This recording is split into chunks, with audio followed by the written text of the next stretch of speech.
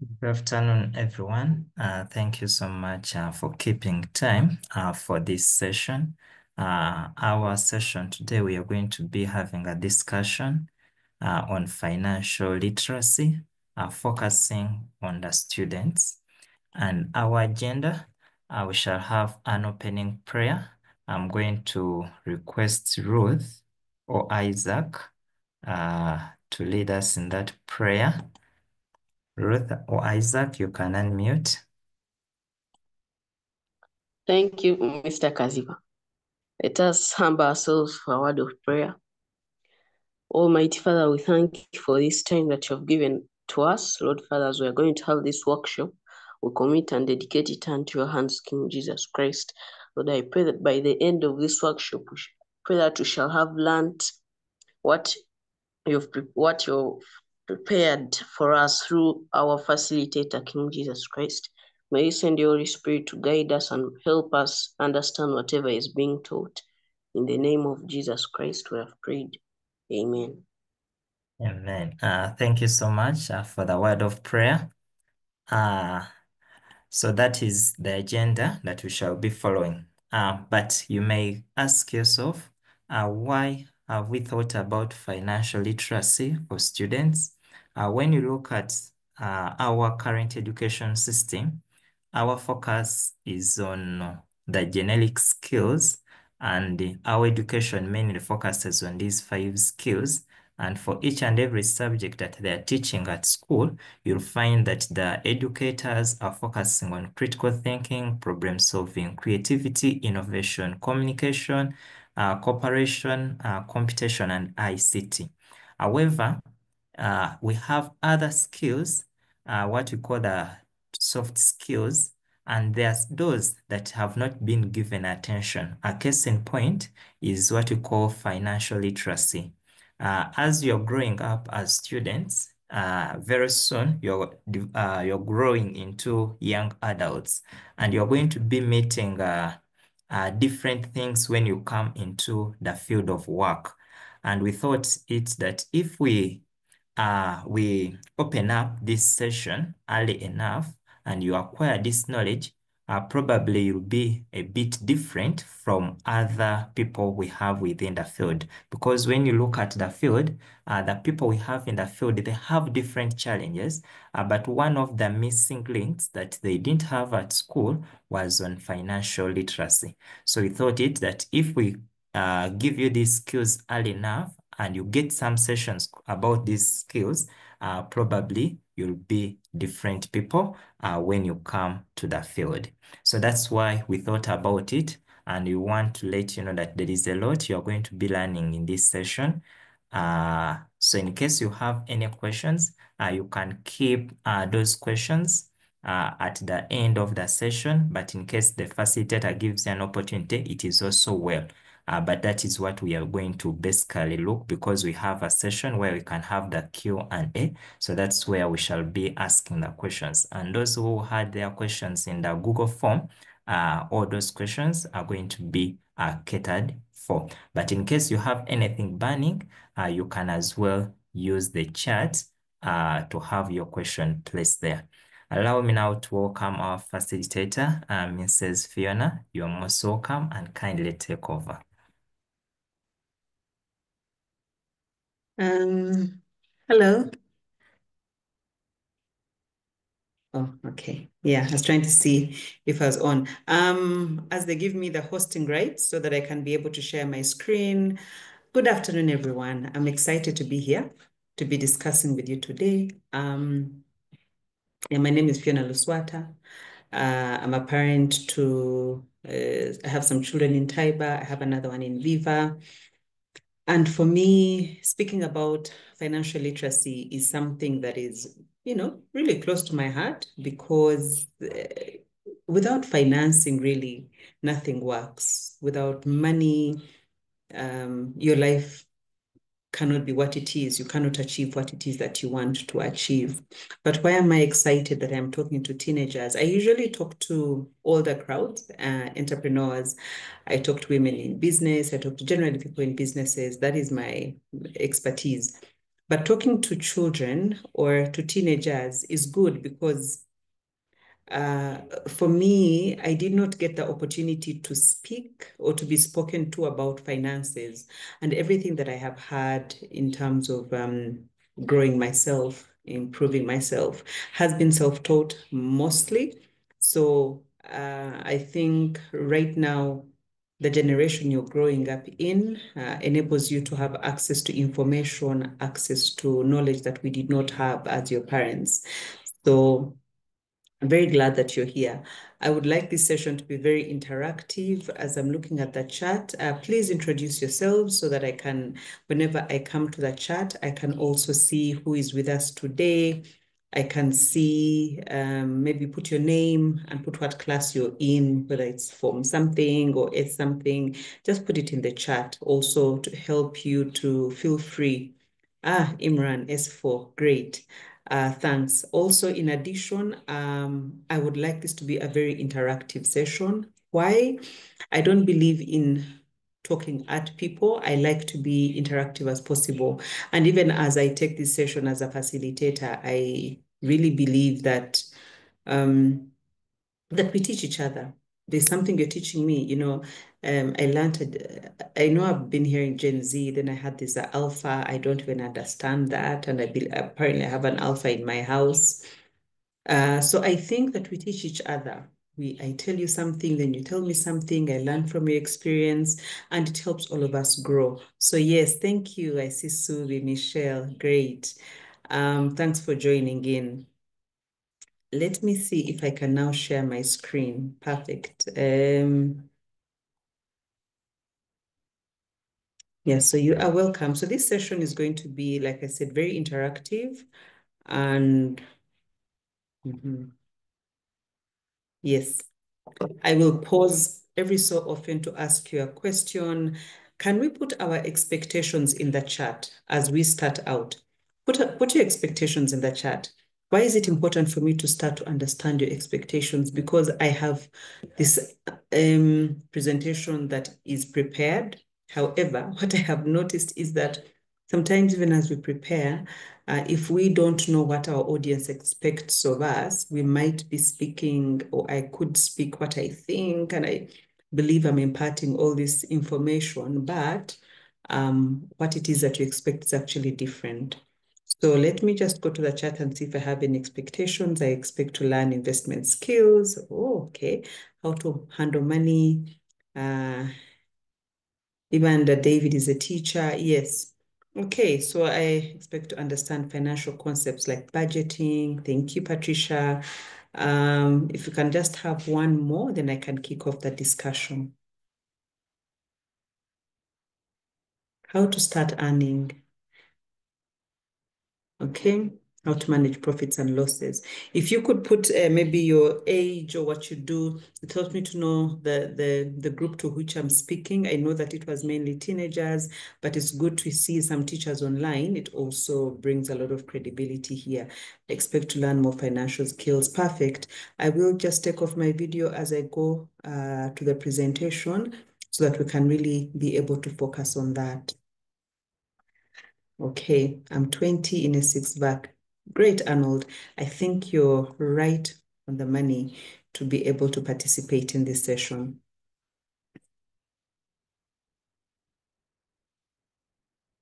Okay, like I said, I will ask you occasionally to just unmute and call 2-3 people to speak. So please feel free.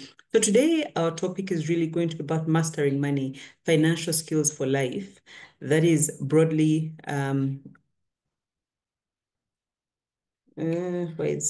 okay.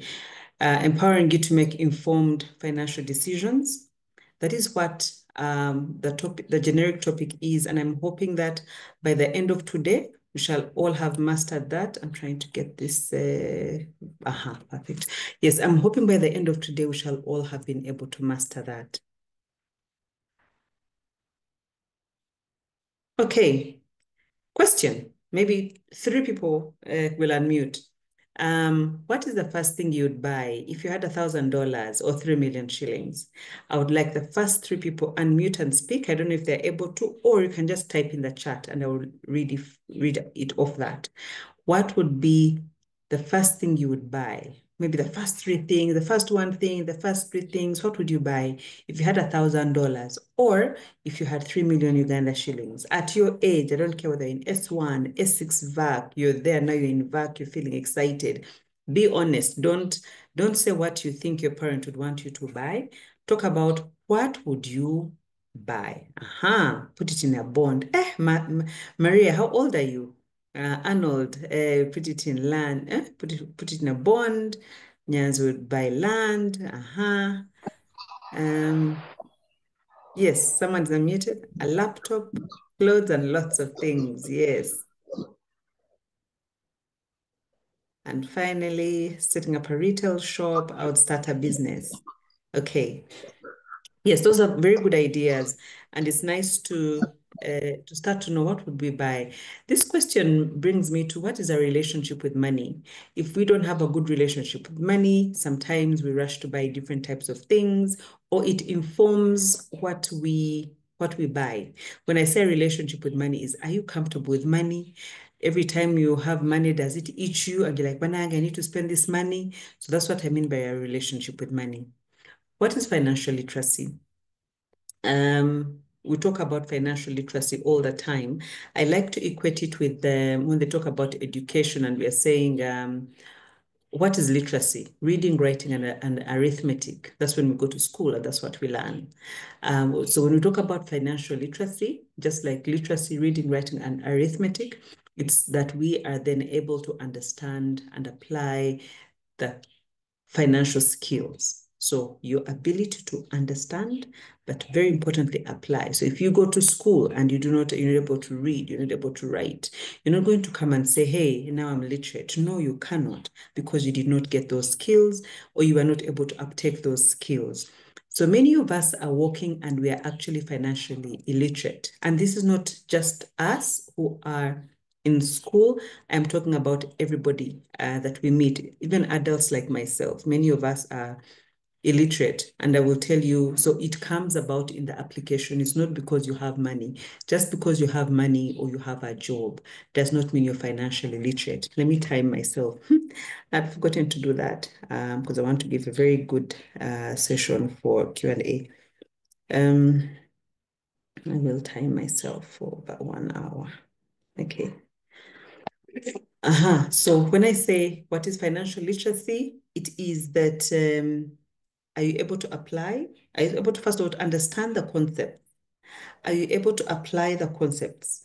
And the concepts of financial literacy they're very few, but they're very big at the same time. There's budgeting, there's saving, there's investing, and then there's managing debt. If you do not hold these concepts, it's very important. It's very difficult to stand up and say that you are financially literate. It is important to be financially literate because only then can you achieve goals. We all have goals. Can we type in there what goals we have? Though we shall come to that section. We have goals, education, travel, starting a business. I like that was one of the things that came out in the chat. But if you're not financially literate, meaning are you able to then budget to bring you to your goal? Are you able to save to bring you to your goal? Are you able to invest money again to bring you to your goal? That's why we need to understand what financial literacy is. Additionally, when we are financially literate, it helps us or prevents us from making poor financial decisions, and in this day and age, entering into a debt trap. This debt trap continues to grow. Before, it used to be that people in the most developed world are the ones that have a lot of debt. Debt meaning you have a credit card or a debit card, a credit card, so you can take a loan for whatever reason. But now, it is that even us right now, we have access to loans, even at your level as children. As someone in S6 VAC, when I say we have access to loans, we have loans like, off mobile money, we have that. So it is very important that we understand how do we apply, how to understand and apply financial skills from the get-go, just like the teacher was talking about at the very beginning. So we start off by setting financial goals, right? Can someone explain? So these are types. So when you're setting goals, we talk about short-term goals, medium-term, long-term. Usually I have given some examples for short-term, medium-term, long-term goals. Can someone beyond buy, for example, short-term for us could be, I want to buy a phone, or, I want those, what are the things these children are wearing these days? My son keeps talking about Nike Tech. I don't know, that's Nike Tech. I don't know how they pronounce it. They want to buy that. Or maybe my mom is not going to buy me a PS4 and I want to buy it myself. Those could be some of your short-term goals. And then when you come to medium term, we're talking about, here I put saving for college, but I don't know what it is that you want to save for. Do you want to, where are you going maybe in the next, over maybe the next 2 years because of the age that we are? Where do you want to go? Is that where we want to go, and how can we save money for that? Abdul, you are scribbling in the chat. Okay. The long term is something like starting a business. You might be in S6 or you're in even S2 or S3, and you're thinking, when I'm in S4 back, I would like to start this. Are you able to start working towards that? So can we share maybe some goals in the chat where we're able to say, oh, okay, these are my goals. But when you're setting these goals, we're going to discuss when we say specific, measurable, achievable, relevant, time-bound. I like us to talk about it in terms of something that we can relate to, and I'll give an example as people are typing in the chat. So when you talk about realistic goals, for example, I want to buy a phone. How do you set that goal? I think that for me is where we want to be. It's not so much about saying, oh, I have a goal of I'm going to buy a phone. What does that actually mean? So, because that is going to bring us to, because it will come full circle. We're talking about financial literacy. Are you able to understand the concepts? I'm going to go in the chat and see. I want to start Forex trading. I want to buy a laptop. Imran wants to buy a laptop. I want to start a bakery and own a bank account. Oh, this is very good. You want to own a bank account. What do you mean by short-term, medium-term, and long-term goals? So short-term goals are usually they're within 6 months. For purposes of this discussion, something under 6 months is 6 months, depending on your age or the group in which you're speaking. Anything 6 months at the maximum 1 year. Anything beyond 1 year is not a short-term goal anymore. It now jumps to the medium term. So short-term goals are those things that you want to achieve, like, soon. Medium term are those that you want to achieve. So it's really the time length. That's what makes it short, medium, or long. So medium term are those that maybe, again, could be anything between 1 year to say 2-3 years, 3 years, but it's definitely under 5 years.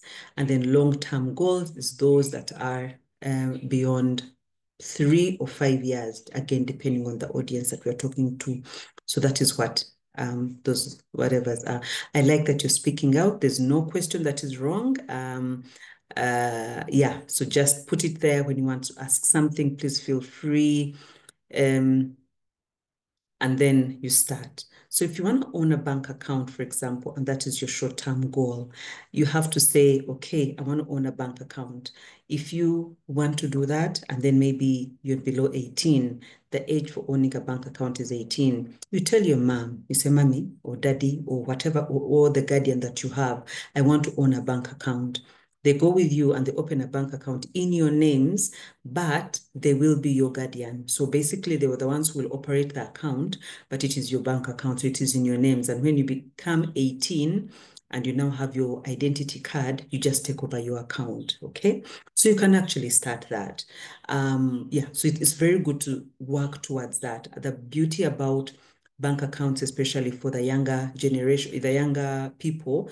I think savings accounts for children, that's children is those below 18, can be as low as 50,000, and they actually do not attract charges. So please do go ahead and open those bank accounts and start that account in your names. And then you start knowing that every time I save something, I can put it on there.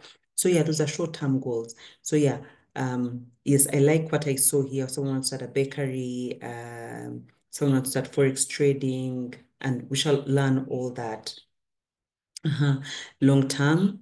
So medium term, what is it that you want, a year from now? Where do you want to go? What type of business do we want to do? We are going to discuss that. But when we talk about specific, be very clear. Don't say, I want to save, I want to have money. That is in itself is not specific, means what does money mean, right? Money has substance. Money has a figure in terms of a number. Money, the goal that you set must be measurable. I want to open a savings account, right?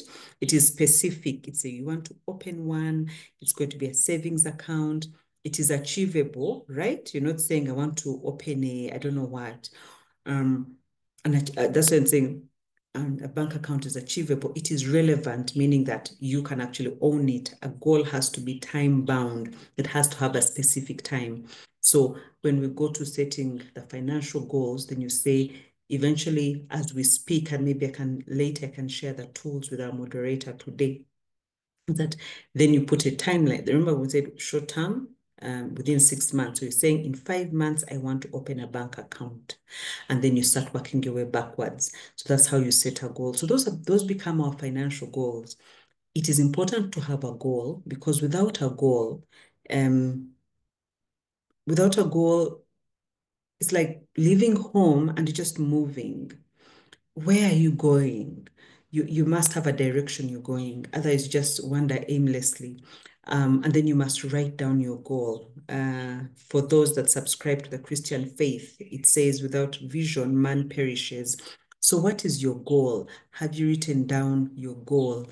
And then I am going to get it, but we shall delve into that. But that is just a little snippet into, can we get those goals in? So where do we start from? Okay, now I know I should set goals. What is the very first thing? It's you need to budget. The first lesson in financial literacy at our level, to start to just even understand the concept of money, is create a budget. And a budget, you see the budget I've put down here, it does not have to be elaborate and, you need a table that I don't know does what. Of course, for us, we would have to put things that are relevant for us. So in terms of budgeting, can we have, so in budgets, we have income and expense. And you're thinking, but now I'm a student. What does income mean? Income is your pocket money. I'll give you an example where we think that you might think, I don't have money. How do I even budget? You budget. For example, if you're in Taiba, where they've now put out this course, and you're like, okay, so budget now, income, expense. So income is simply that. Income means money that has come in, right? Expense is money that goes out. Simple. So don't complicate your life. I want us to leave this when we are very, very clear. And I hope we all have a paper and a pen. For income, it can be the allowance that your parents give you. Maybe you're doing part-time jobs. And part-time jobs, again, we shall talk about that later. But there are lots of part-time jobs, and I'll ask you to give me this information because you have it. What does part-time jobs mean? It also means also income can be from gifts. I know that my family, usually when they go and see Jaja, then Jaja will give you a 5K, a 10K. That is all money that has come in. Just that the problem is we don't know what happens to this money. It's very important to have this money. So that is your income. As a teenager, please do not think you don't have money. You have money. You just don't know, because that is what financial literacy is about, understanding that you actually have money. Then expenses are what you're spending money on. We are spending money on so many things, and we can also continue to type in the chat what we are spending on. I like this audience. Meanwhile, the audience is so exciting and very vibrant. What what are you spending money on? There are so many things we're spending money on. We are spending money on transport. We're always going to see our friends, and you go, you take a border, little thing. And you're thinking, okay, but I shall continue. As we continue, I'll tell you when we are talking about spending, there's a session on spending, and we shall talk about that. But here I'm trying to get us to understand now that you have money in your basket, that is the first lesson of being financially literate. That, I went to school reading, writing, and arithmetic. Now I went for financial literacy class, budgeting, savings, investment. So budgeting, income and investment and expense, we have understood that we have an income, and then on the other hand, we now have an expense. The rule that I would like to give us, it doesn't matter how much money you have, 50, 30, 20. As you grow older, life will become more complicated. There's some people put, I don't know, 50, I don't know, 20, 20, 10, many, many, many. But as we start off, if we have a 3 split budget, right? Meaning you create a budget, and so when you create a budget, going back to budget, you're saying, this month, I'm getting maybe 100,000 in allowance. Maybe that's what you get every month. I don't know, 100,000, 50,000, I don't know. And you say, this is what I get this month. What am I spending on? I'm spending on, I don't know, transport. If you can put your expenses in the chat, it will help me to zero down on the type of expenses you have on transport, on maybe airtime, I don't know, and all sorts of things. You can put that there, then I can have it in my head. Let me see if anyone has typed in. Ice cream, clothing, chapati, data. Hey, data. Yeah, this is nice. I can see a lot of spending on data. Great. Yeah, so you're spending on data. So basically you spend it, then at the end. So basically what a budget does is that you know that this is how much money I have and this is how much I'm going to spend. I'll give you an example. So yesterday, a friend of mine called me and said, hey, Fiona, there's this thing we could go for. There's some event that takes place in Kampala. And she said, by the way, they have a last event happening today. It's actually today in the evening. I told her, man, I really, really want to go for that thing, but I have exhausted my budget on going out this month. Meanwhile, this month is when? Now we are on 19th, we're not even on 20th. So we are on that group, we are 3 of us. So another friend of mine, one of our other friends on that group said, yeah, even me, I have no more budget for going out. What would have been nice. So that's what a budget means, is that this is the amount of money I have. This is what I'm going to spend. Why is it easier for adults to do it? Actually, it's easier, but why is it done? Like for us adults, if I go beyond my budget, remember, let's say I get a salary of, say, 2 million shillings. I can only spend so much, otherwise at home they will not eat, right? So that is why a budget is important. And when you learn it when you're younger, then you learn to keep your money in a better way, because so many people have talked about the death trap. As they get older, they're getting caught up in that.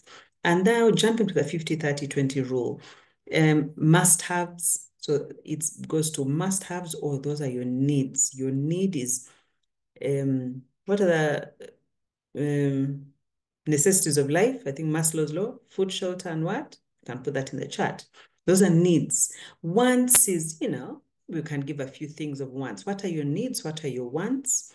And then 20% should go into your savings, or you maybe debt repay if you had any, but you really should go into your debt, into your savings. What can we list some needs? Education, Medicare. If you're older, maybe you're renting. If you're, some people in school have to pay part of their own education because maybe their parents cannot. Yes, food, shelter, clothing. Those, you have a person must eat. That's not even an option. Like, you will have to eat. If you're working, for example, you have to pay for transport because you have to get from your work to your workspace. So all those. Then, medical cover. You must go to the hospital when you're sick. So those are needs. Means 50% of whatever you have must do that. But when you are in school, what are those must-haves. It would be nice to know. I would think maybe if there's a meal they don't provide you with at school, maybe that could be a need, like I must have breakfast. Maybe they just provide a cup of tea and you must have something to eat with it. That is a need, right? And then you spend on that. Let me see if I have any scholastic materials. Yes.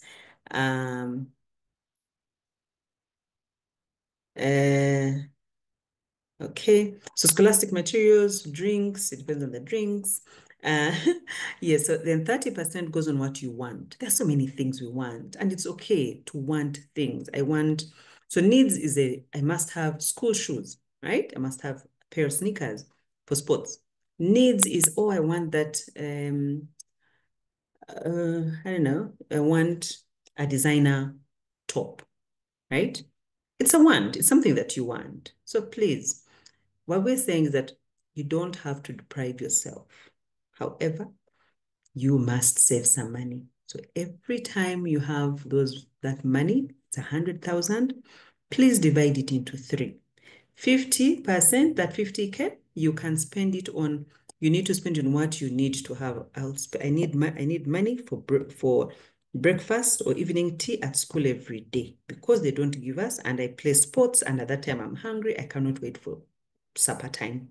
So maybe that is what you're spending on. And 30%, oh, I want to go for, I don't know, did I put some of those? Let me see if I put something here.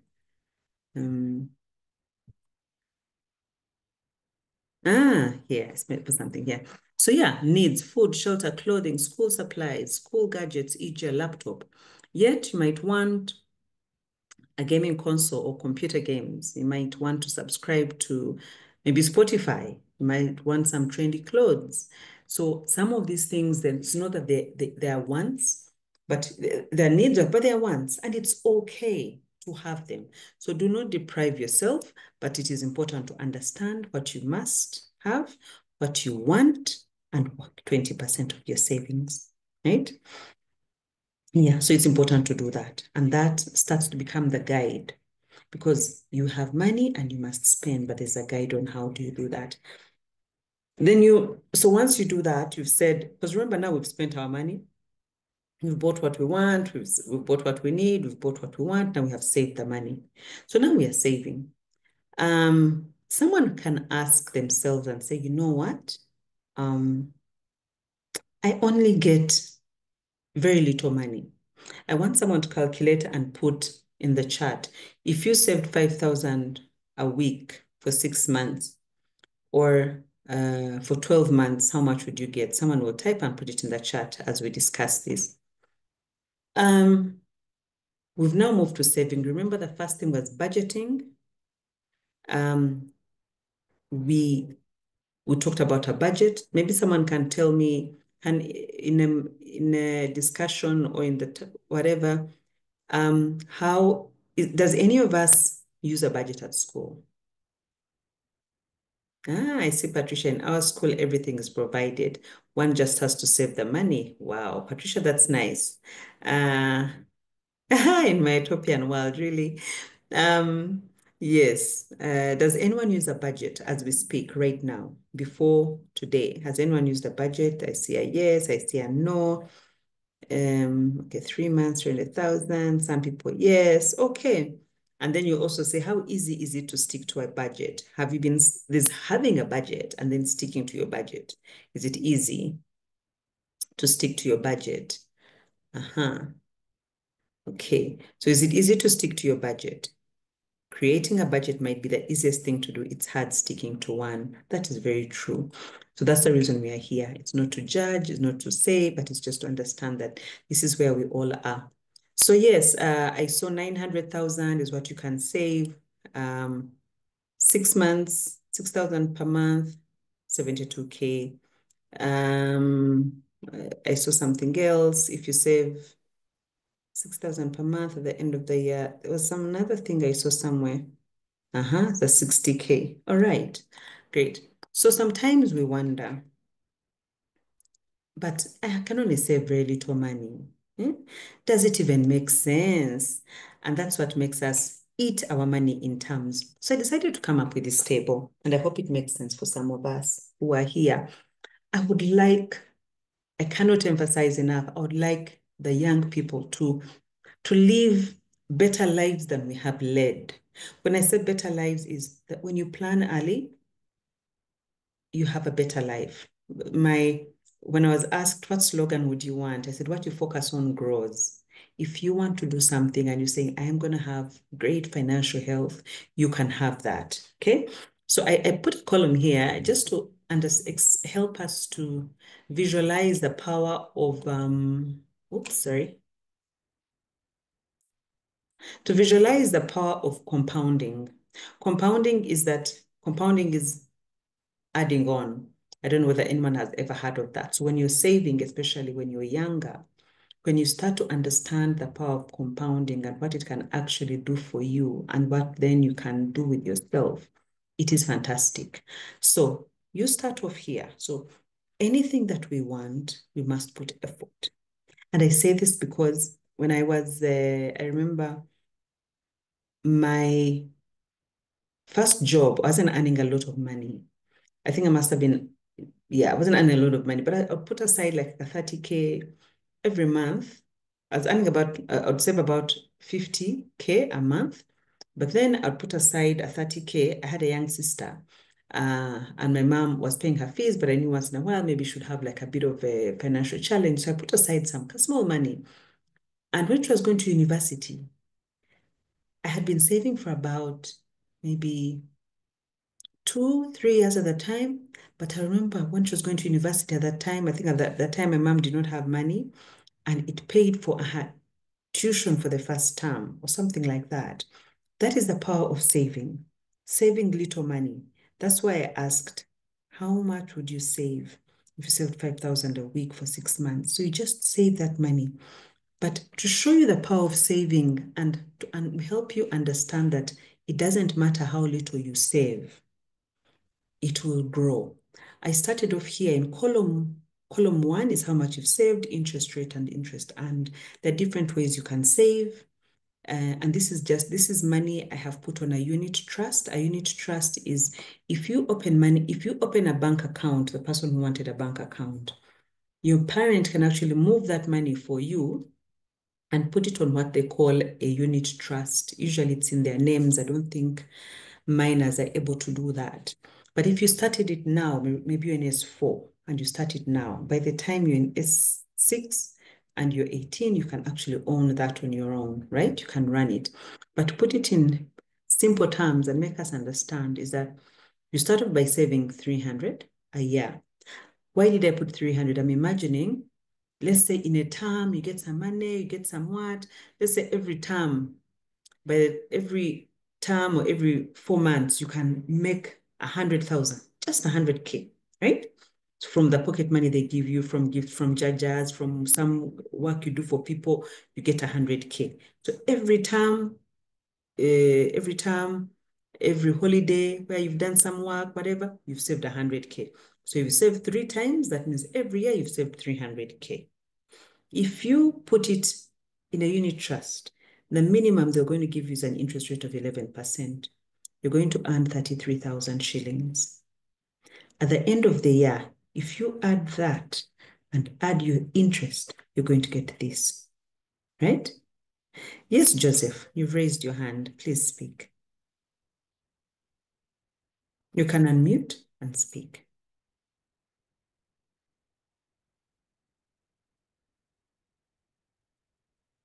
Okay, Joseph is unable to speak.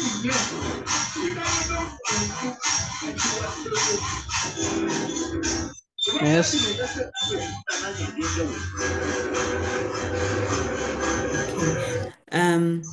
Okay. Great. And also, if I am becoming very complicated, please tell me, put in the chat, make it simple.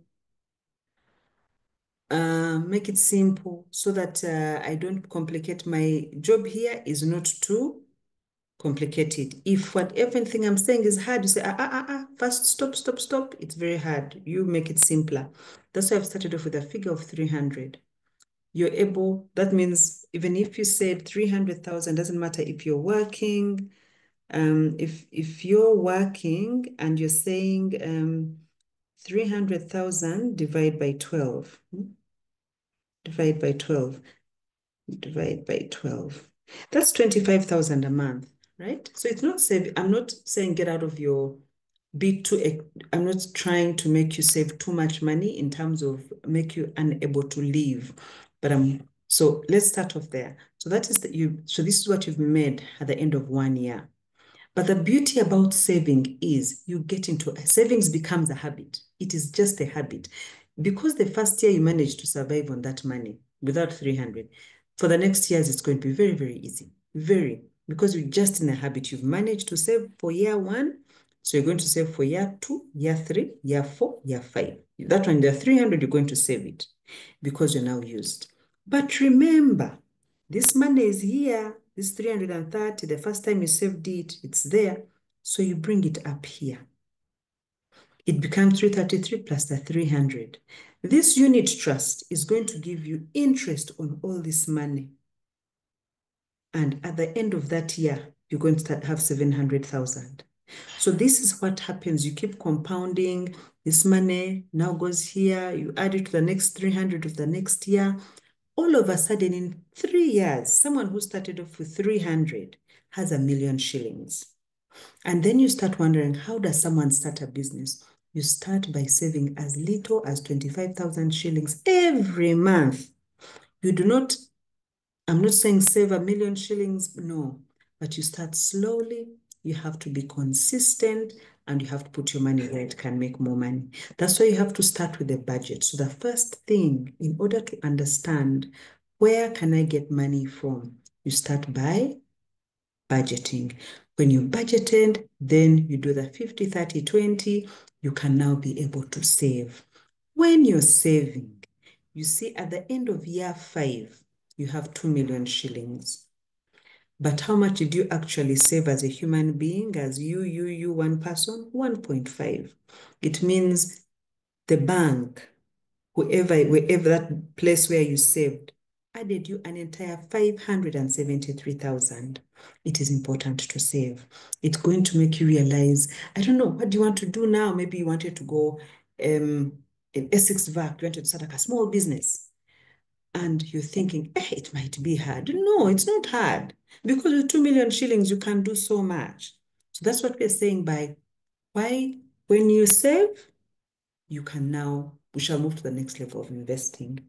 But I hope I'm making sense. So why are we saving? We're saving for emergencies, big purchases, future plans for us. At our age, we are saving for future plans. But I have 2 people asking questions. Please unmute and speak as we continue. 2 people are raising their hands. I cannot see who's. Yeah. Okay, Isaac and Yeah. Ian. Yeah. Thank you, Madam Fiona. But I'm actually so sorry for this because I joined maybe the meeting just after. It's now past maybe 10 minutes before joining, or after joining. But I'm just asking for more clarity about or clarification about this unit trust saving system, just to know more about it and how to go about it. Okay, so yeah, I didn't want to go into the meat of that. Okay, but let me first take the other question. Maybe it's also related. Ian. Thank you. Thank you for organizing this occasion. For me, my question is the same as that one for Isaac. I wanted to know more about this unit trust. Okay. How it works.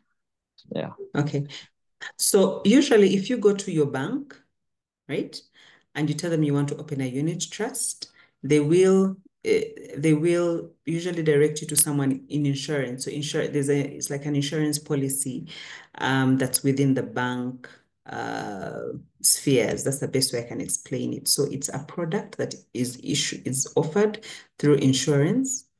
So they help you, like say UAP, Jubilee, they have that product. So your bank is actually able to direct you. So I just want to open a unit trust, and they will help you link you to that person who will be able to open that unit trust for you in your names. And when you open that unit trust and you put that money, you can put any amount of money. I think it starts from 100,000, and they calculate that interest on a daily basis, and they're able to put it in that coffer for your unit trust. So when you want to withdraw, again, they'll give you the instructions of how do you withdraw that money. It's very easy to withdraw. But the idea is do not just let your money sit and let it not work, because you've worked very hard to save this money. So when you save this money, as students, as young youth, as whoever we are, we have saved this money. Please make sure it makes some money for you. I hope I've answered your question. Okay. So where do we save? In banks. They will direct us to where you can open this unit trust and put your money. Mobile savings accounts. MTN has that facility as well. If you go to, it has a savings component. I think it's Momo Cash, if I'm not mistaken. You can also go to their help desk and they let you know. Why I brought this table is to help us understand compounding interest. Your money can make money for you. So do not wait until you're earning 1 million shillings. Let me tell you, if you don't get the habit of saving when you have little money, the money I was making when I had my first job, it was not a lot of money. But because of that, I don't have a problem saving a lot of money, because you see this concept that we started off with of just a minute of 50, 20, 30, it doesn't change. Whether you're earning 300,000, whether you're earning 1 million shillings, whether you're earning 10 million or 100 million, you can use the same concept as a bare minimum. So the guide still works. If you're earning, 300,000, you imagine you're earning 280, so that you can save some. If you're earning 280, if you're surviving on 300, you can survive on 280. And there are different ways, and we shall discuss that. But this was just to give you a snippet into really that financial literacy. What did we say at the beginning? For those that have joined late, financial literacy is understanding and applying financial skills. The importance is not just to know, we hear them all the time, but are you actually putting in place a budget? Are you putting in place a savings plan? Do you have your goals out there, and you know where I want to go? And then do we have, are we saving, and where are we saving? And so in order to guide us, we need to be able to differentiate as we head towards savings. We already talked about needs, we already talked about wants. But now also we need to talk as we're continuing to spend smartly, we are saying, ensure you get value for money, compare prices, look for good deals. Our young people now, you're always on, I don't know, TikTok, Instagram, get the best deal. But when I say value for money, it's not that the cheapest things are the best, by the way. It is that you're getting value for money. If you're buying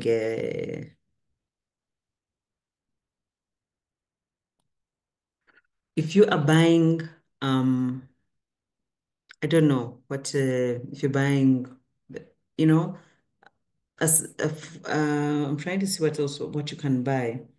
As a young person, if you're buying maybe a data bundle, I'm saying data because it came up as some people buy.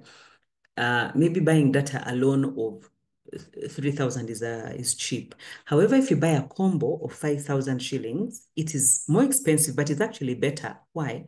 Because generally you're getting value for money, buying many things. You're buying data, you're buying airtime, you're buying messaging minutes. So it is, what are you getting in terms of value for money? Do I need it? For us who are a little older, it is that, do you buy the cheapest bag or do you buy a quality bag? That if there are two bags, maybe one of 20K, another of 50K, maybe the one of 20K seems to be cheaper. But if you look at the one of 50K, maybe that bag has better quality and it can last you a year, as opposed to that one which is going to last you 2 months. And then every 2 months, you're buying a bag of 20K. So it, again, Are you getting value for money? Compare prices, look for good deals. I see, the youth of these days just go and, you buy and spend money on things. It's not bad, but have you compared prices? Look at all the ranges. Avoid impulsive buying. This usually goes for us, the women. We like to do things and buy so many things, but I like to sleep on it. Meaning that if I see like shoes and I want to buy them, I'm like, do I really want those shoes? I'll think about it. I can put it in my budget for next month. I'm like, so in my wants, I'm like, I really, really want shoes. And part of my budget for once, I'm going to put in shoes.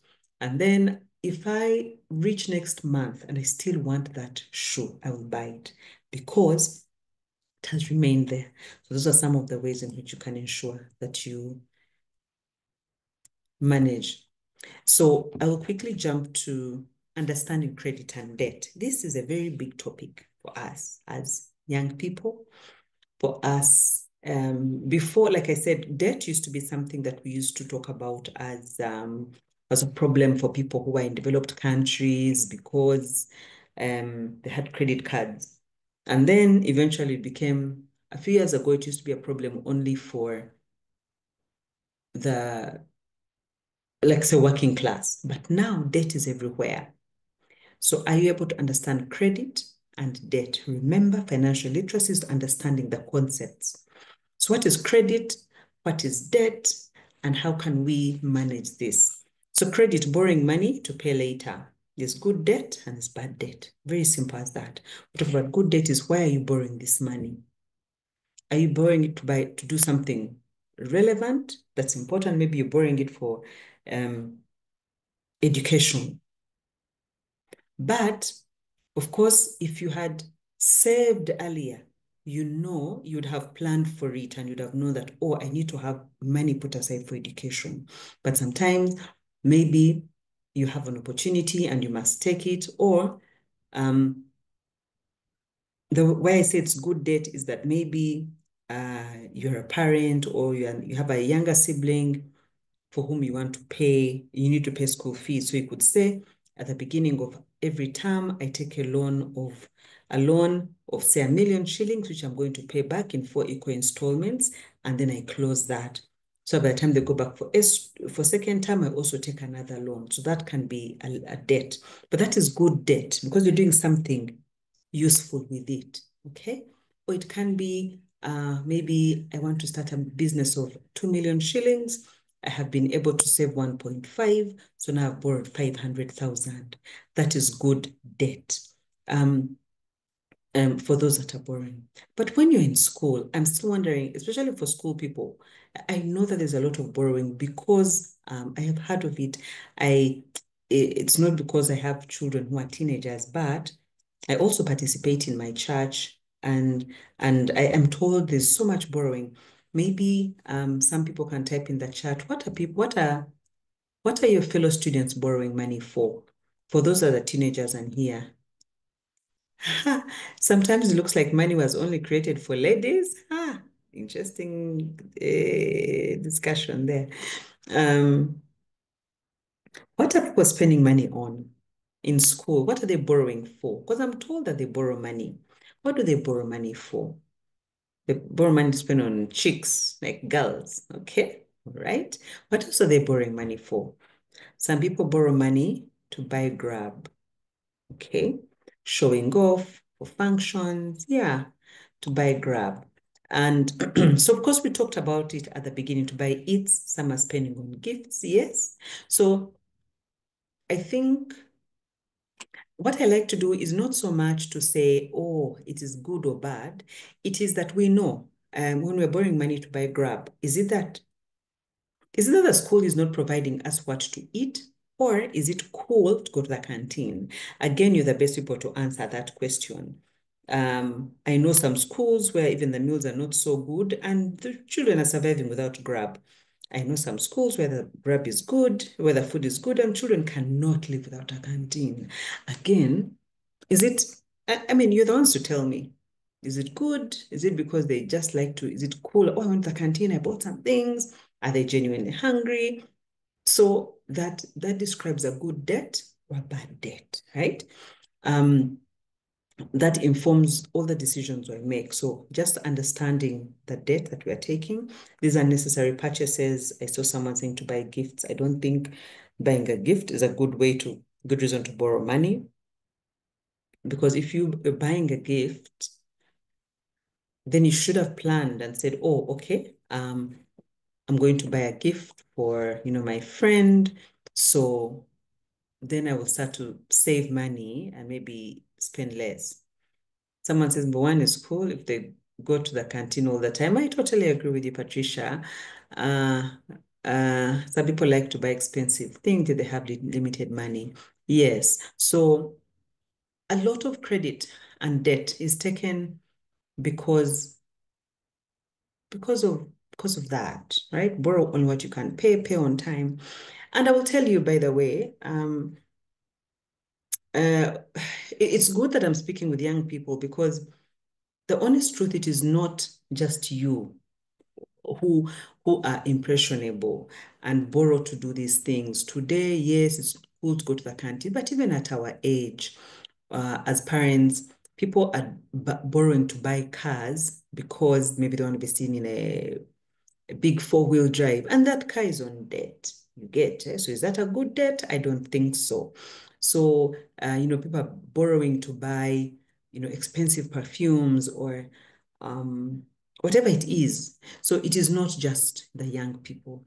It's just that it's actually trickling into the young people, actually, because debt used to be an adult thing, but now it's trickling into the young people, the need to create an impression, the need to fit into a group. All these things are leading us into debt. They're causing us to take credit. Then all of a sudden, if they were giving you some pocket money, 50, 100K, it's no longer enough. And because you're borrowing, you're going to the canteen every day. How can we be sure to do this? But it all starts with, remember the goals we set at the beginning? What do I actually want to do? Why am I actually saving money? Yeah, maybe we can take a stop here for someone to talk to us about, from what we've spoken about so far, what is standing out most from savings? We had just 2 people, just so that we can have some interaction. Savings, budgeting, debt and credit. What do they have to say to any of these in terms of, this is an interesting thing because what have they seen? I can just take someone to just give us some feedback or an experience they've had around debt. And the experience can be yours, or it can be for somebody else that you saw. You can talk about maybe someone who is really, really good at savings. I don't know. Is there someone who wants to share? So that, someone wants to share that. I see there has, yes, Isaac and Ruth. Okay. Over to you. This is Ruth. So Yes. on saving, it's not my personal experience, but it's my friend at school.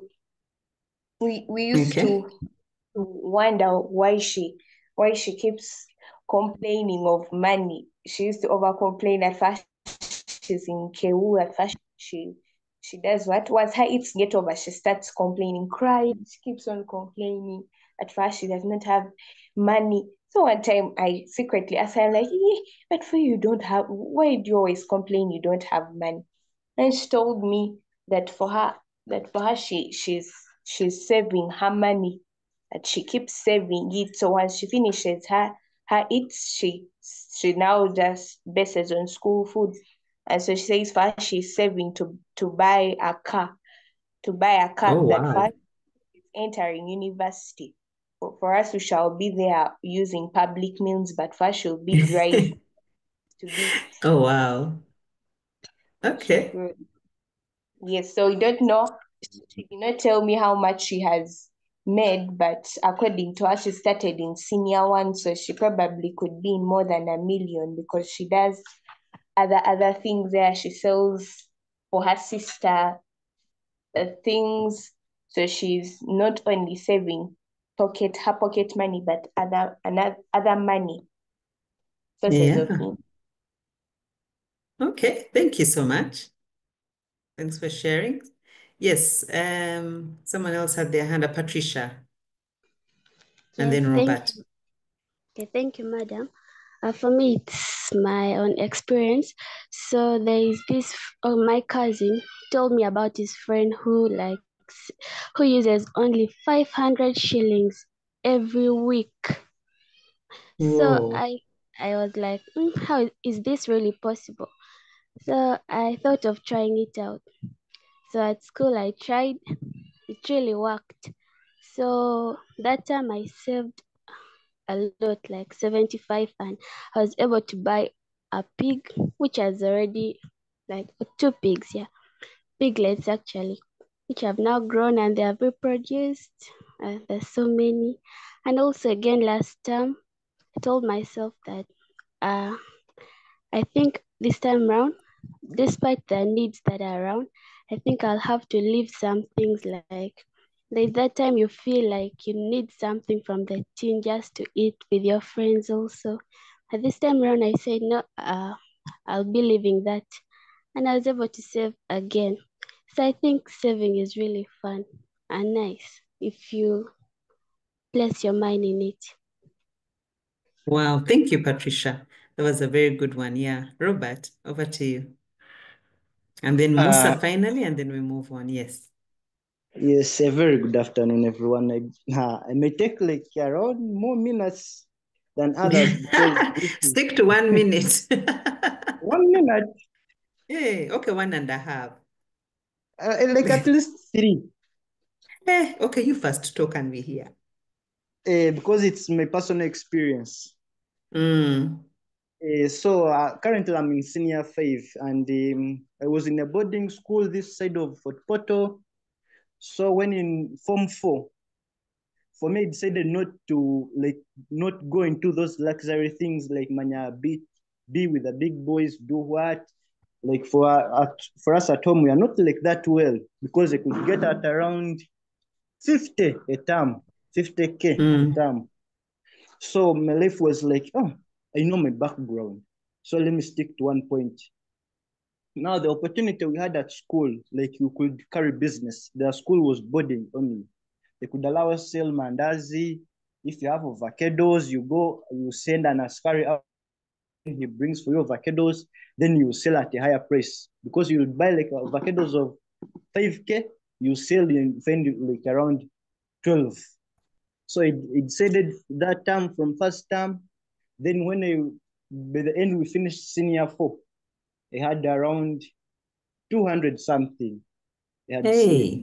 The money I had saved. And I could eat everything I wanted, like mandazi. When it's kashera time, I could eat heavy because I had the money. So when at home we do poultry, so I went home, I talked to my father. The houses are there, the poultry houses.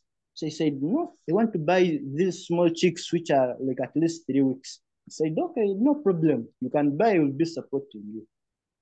So I came this side in town, then bought, like they were being sold at 7K, 7K, 7K. Then put in during that VAC. And by the time I joined the senior 5 in first term, it was around in 700 something. 700 something. So, like, then again bought, I went now add-on. I bought broilers, these things, the exotic one, 100.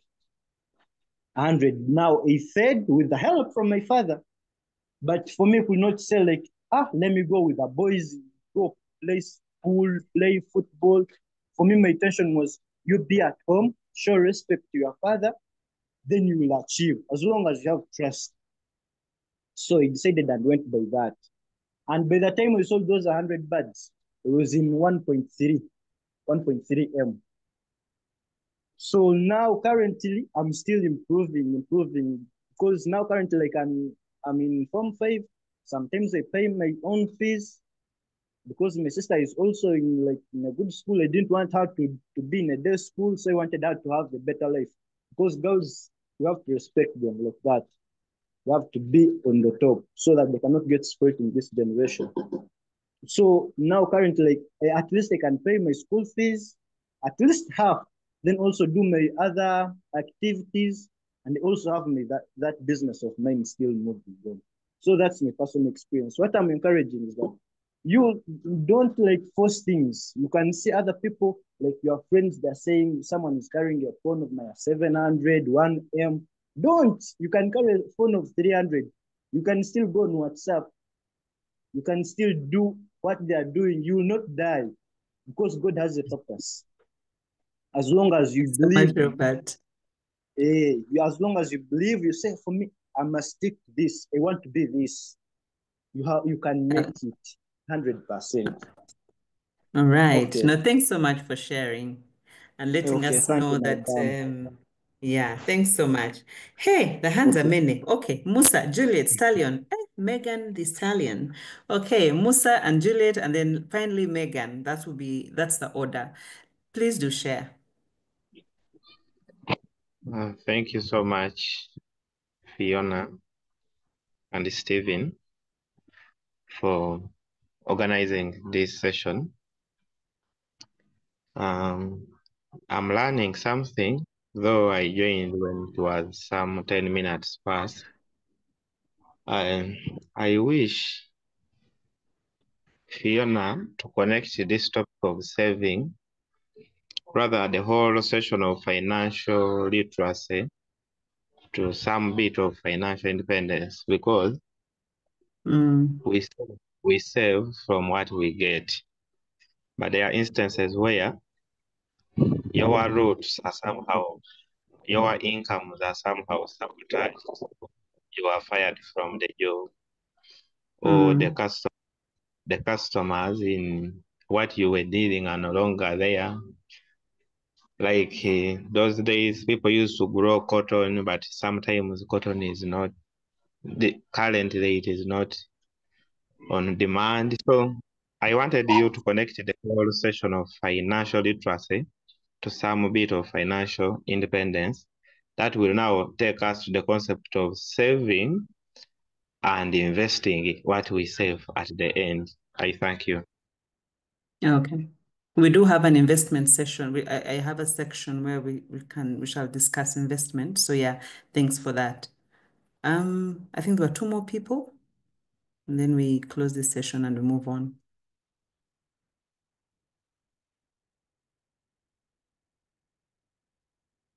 Okay. I think there was Julie. Okay, Imran. Then we can move on.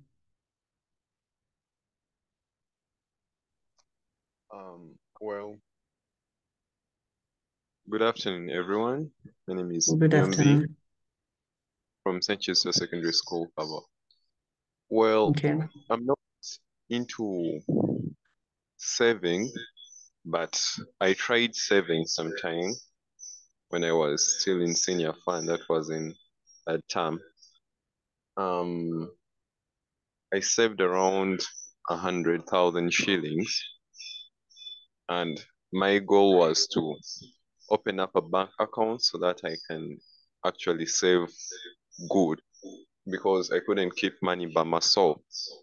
So when I got back home after finishing the exams, I wanted to open up a bank account, but I failed because I was not yet 18 years old, and they wanted someone who's 18 years old.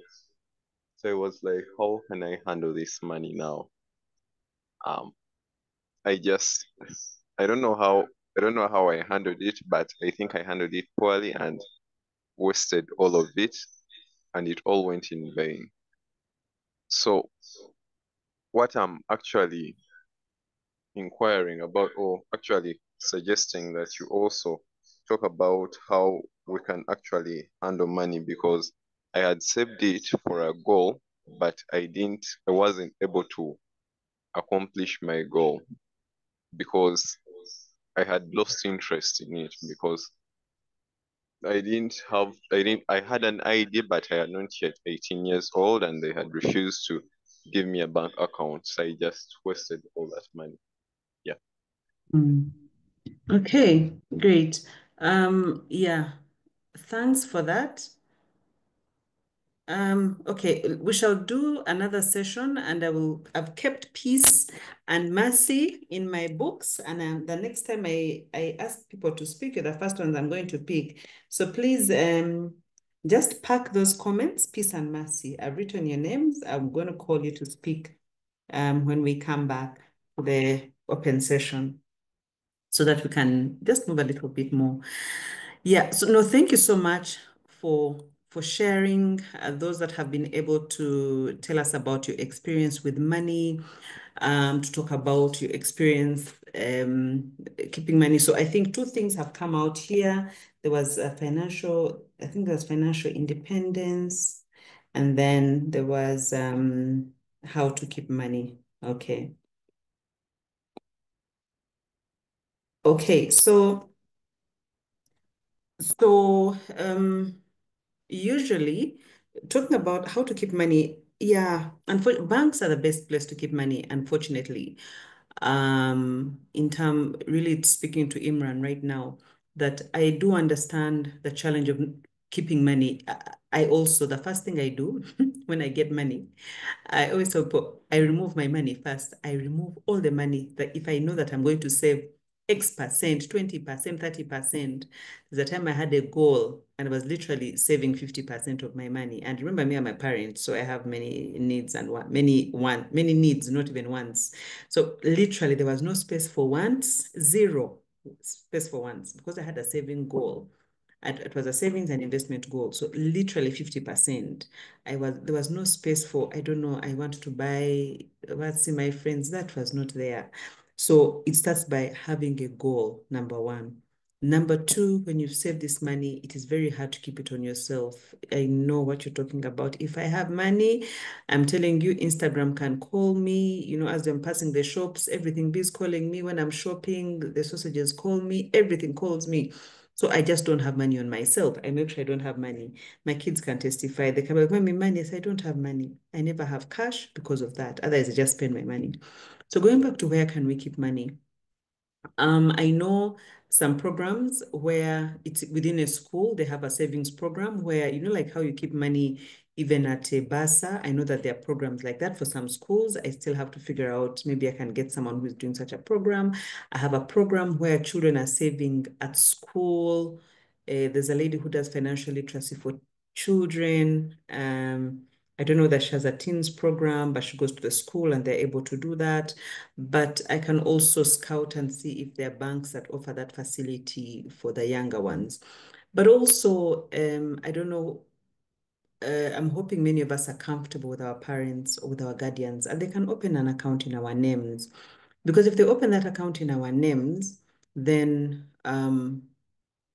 they can manage the account on our behalf. And actually, it is good at that point, because if you could rename yourself so that when I see your hand, I can just register you, and the next time I pick you to speak, I saw ITEL raise their hand, but I cannot know who it is.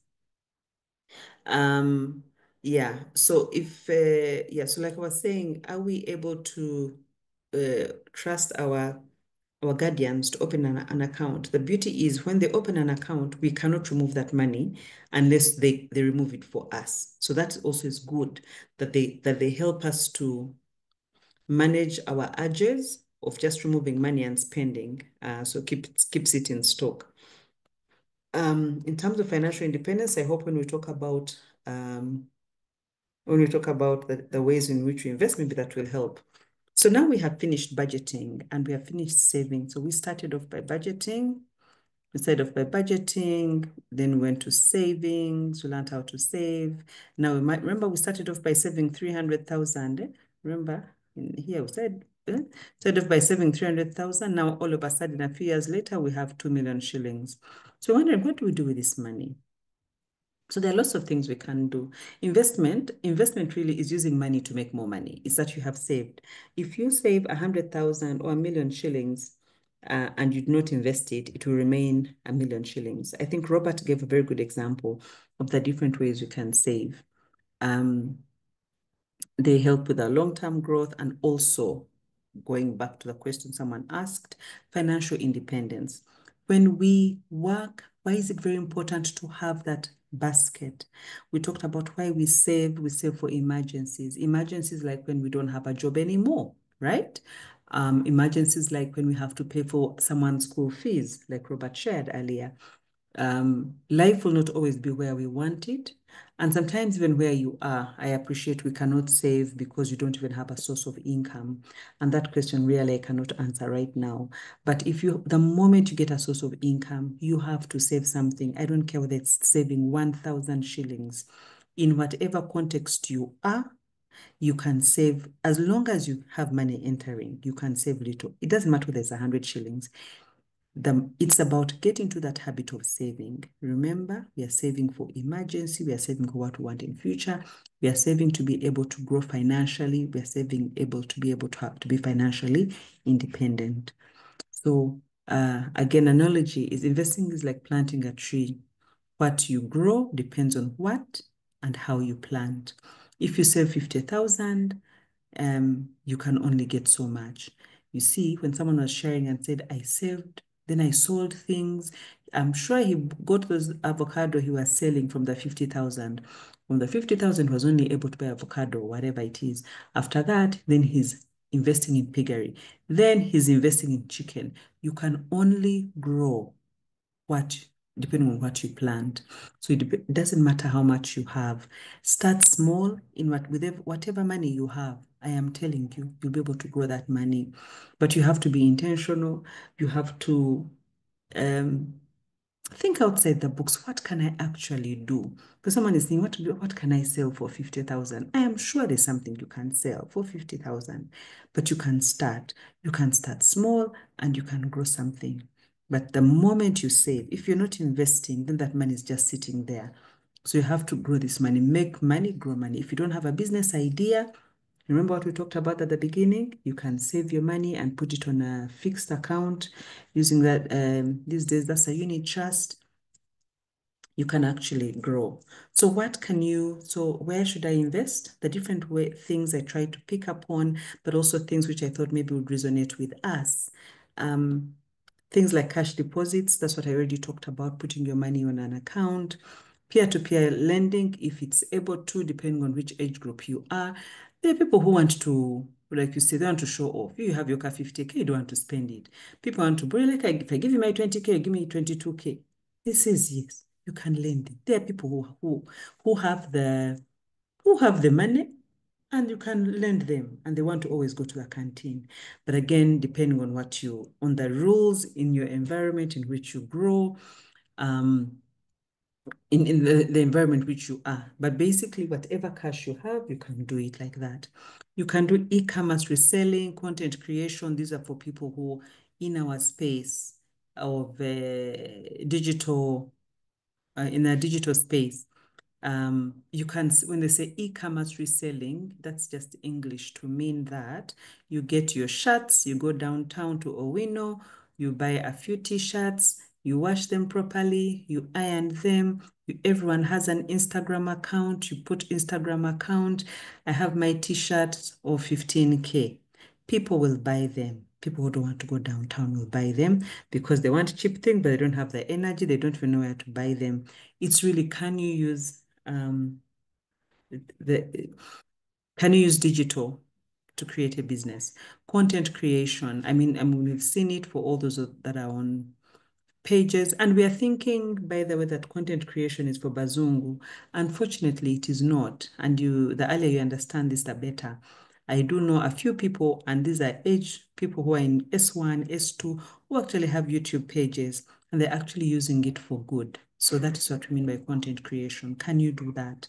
If you can, those who are going to S6, who are in S6, university, these are spaces you can be into. If you can write, if you can, do things for people, that is content creation. So if you can do that,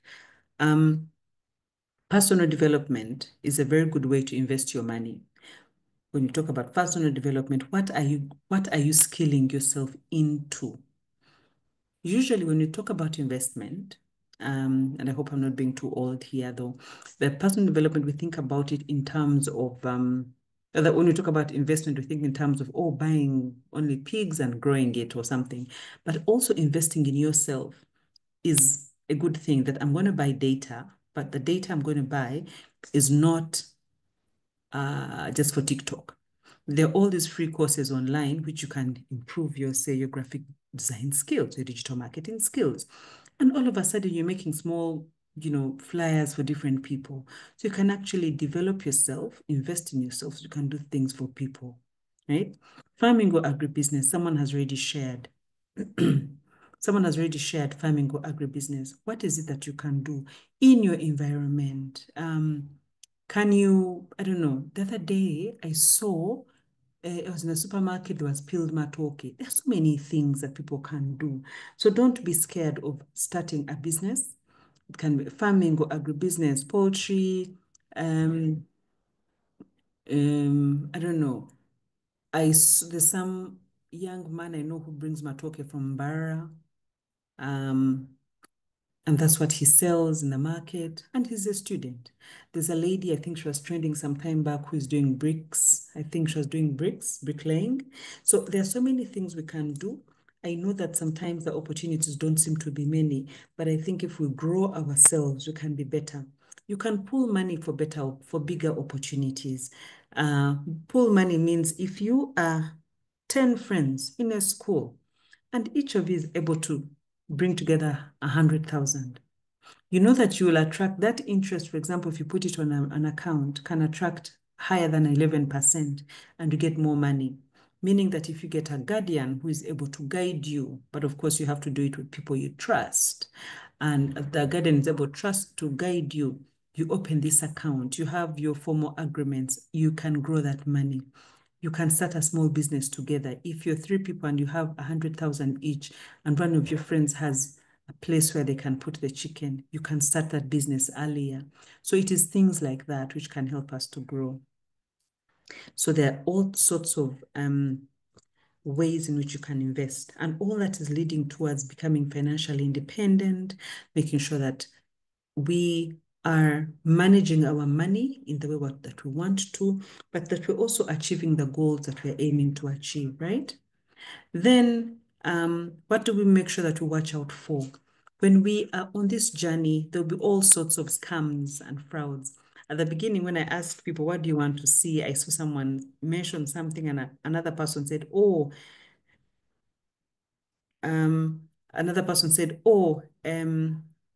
these are, that's a scam. So watch out for scams. I would like to ask someone, or to ask you, can you put in the chat those who have experienced a scam or a fraud or have heard about it? Can someone please tell us something that they know is a scam? You can either put up your hand and just unmute, or you can just type in the chat. What scam have you heard of? And then Mercy has raised her hand. Please go ahead.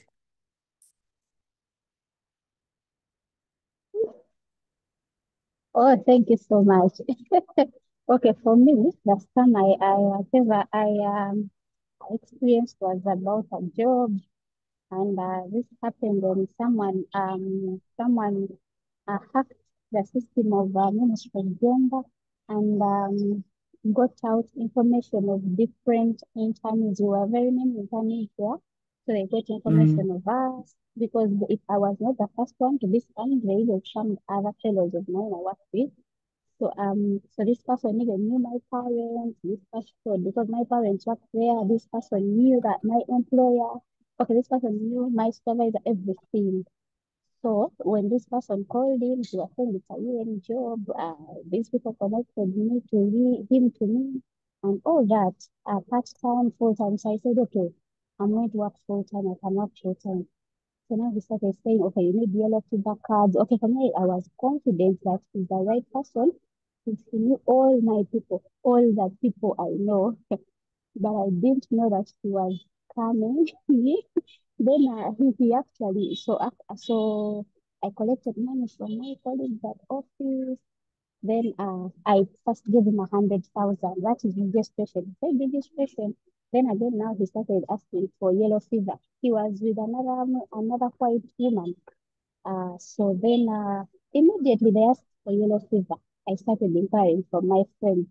And they said, no one is supposed to ask for yellow fever, whatever your yellow fever is, unless they ask them from you physically. Actually, no, they said that we are going to make for you a yellow fever card. So they told me, no, they have to first vaccinate you and then they give you that card. So that is when I woke up and immediately they called again to ask for that money. I told them, you guys, you're lying. They switched off their phone. I immediately called my dad and my dad said, wait, what are you doing? They found you already. I don't know these people. And they ended up eating my 100K that I had even borrowed. So yeah. But I learned a lesson to first think before acting. Yes, great. Thanks so much. I've seen others here. What are the different characteristics? Maybe you can also type in the chat. What are the characteristics of scams? I've seen here scams like, let me see. Yeah, UNICEF funding, AIM Global, Superlife, free data. Yes, there are lots of free things. So maybe Musa, you can tell Musa, you had and then Liz, what scam have you heard of? But in like 30 seconds.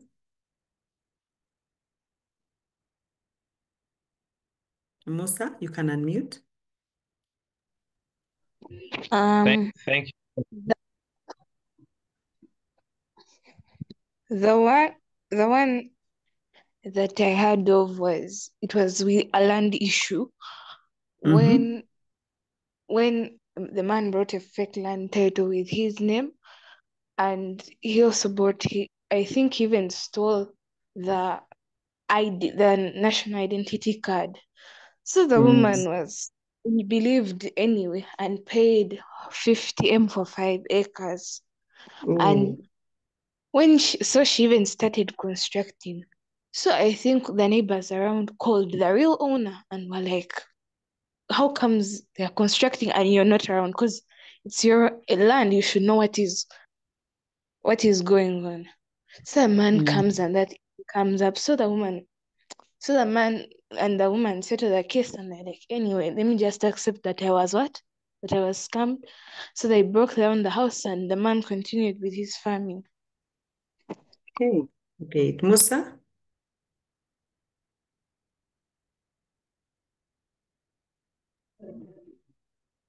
Thank you so much, Fiona. For me personally, I've experienced a lot of scammers, but this is their general characteristic. Their general characteristic is that one, when they are scamming you, they are always quick in the process. They make the process to seem so easy for you. And the only way of avoiding scam is whenever each one of us detects a situation where a person needs money for you to get more money. That I have this deal, it works like this, but you invest money to buy money. As long as that is detected, you take off.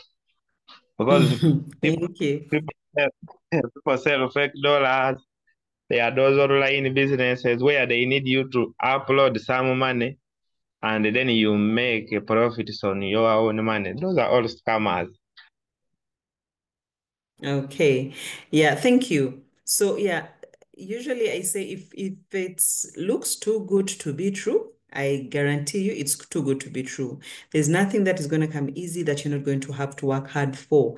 So yeah, even at our age, for those that are younger here, there are going to be so many people trying to scam us, people trying to take our little money. So make sure that you guard your money jealously. And that's why it's good to save, because when you save and you have been there, all your friends at the canteen, let me tell you, you're going to be there saying, I am not going to spend my money anyhow. So watch out for fraud, peer pressure. I talked about peer pressure already. Even us as adults, we have peer pressure. So I really feel for your generation, you know, that the younger generation, you're in school, you're impressionable, you're trying to show people that, you know, I'm cool, I'm all that, you know, I'm holding my phone I don't know, I'm holding a phone of 700,000. So yes, we do understand that there's a lot of pressure, but avoid peer pressure, you know, make it cool. And you'd be amazed that you can make it cool that me, I'm saving my money, and people look at you, hey, mama, and you can actually make it a cool thing. So try not to succumb to peer pressure of overspending. Like I said, the other day, my friends called me. I said, yeah, I've finished my budget of this month. And we laughed. And then my other friend said, hey, even me, I've spent my money. Sometimes it takes one person to actually say, hey, Liponga, we are spending too much money. And all of a sudden it will be nice. You know, like, you know, we are spending, we are going to be, I don't know, millionaires. We are saving our money. We are going to do this. You know, I've already talked about try saving in groups.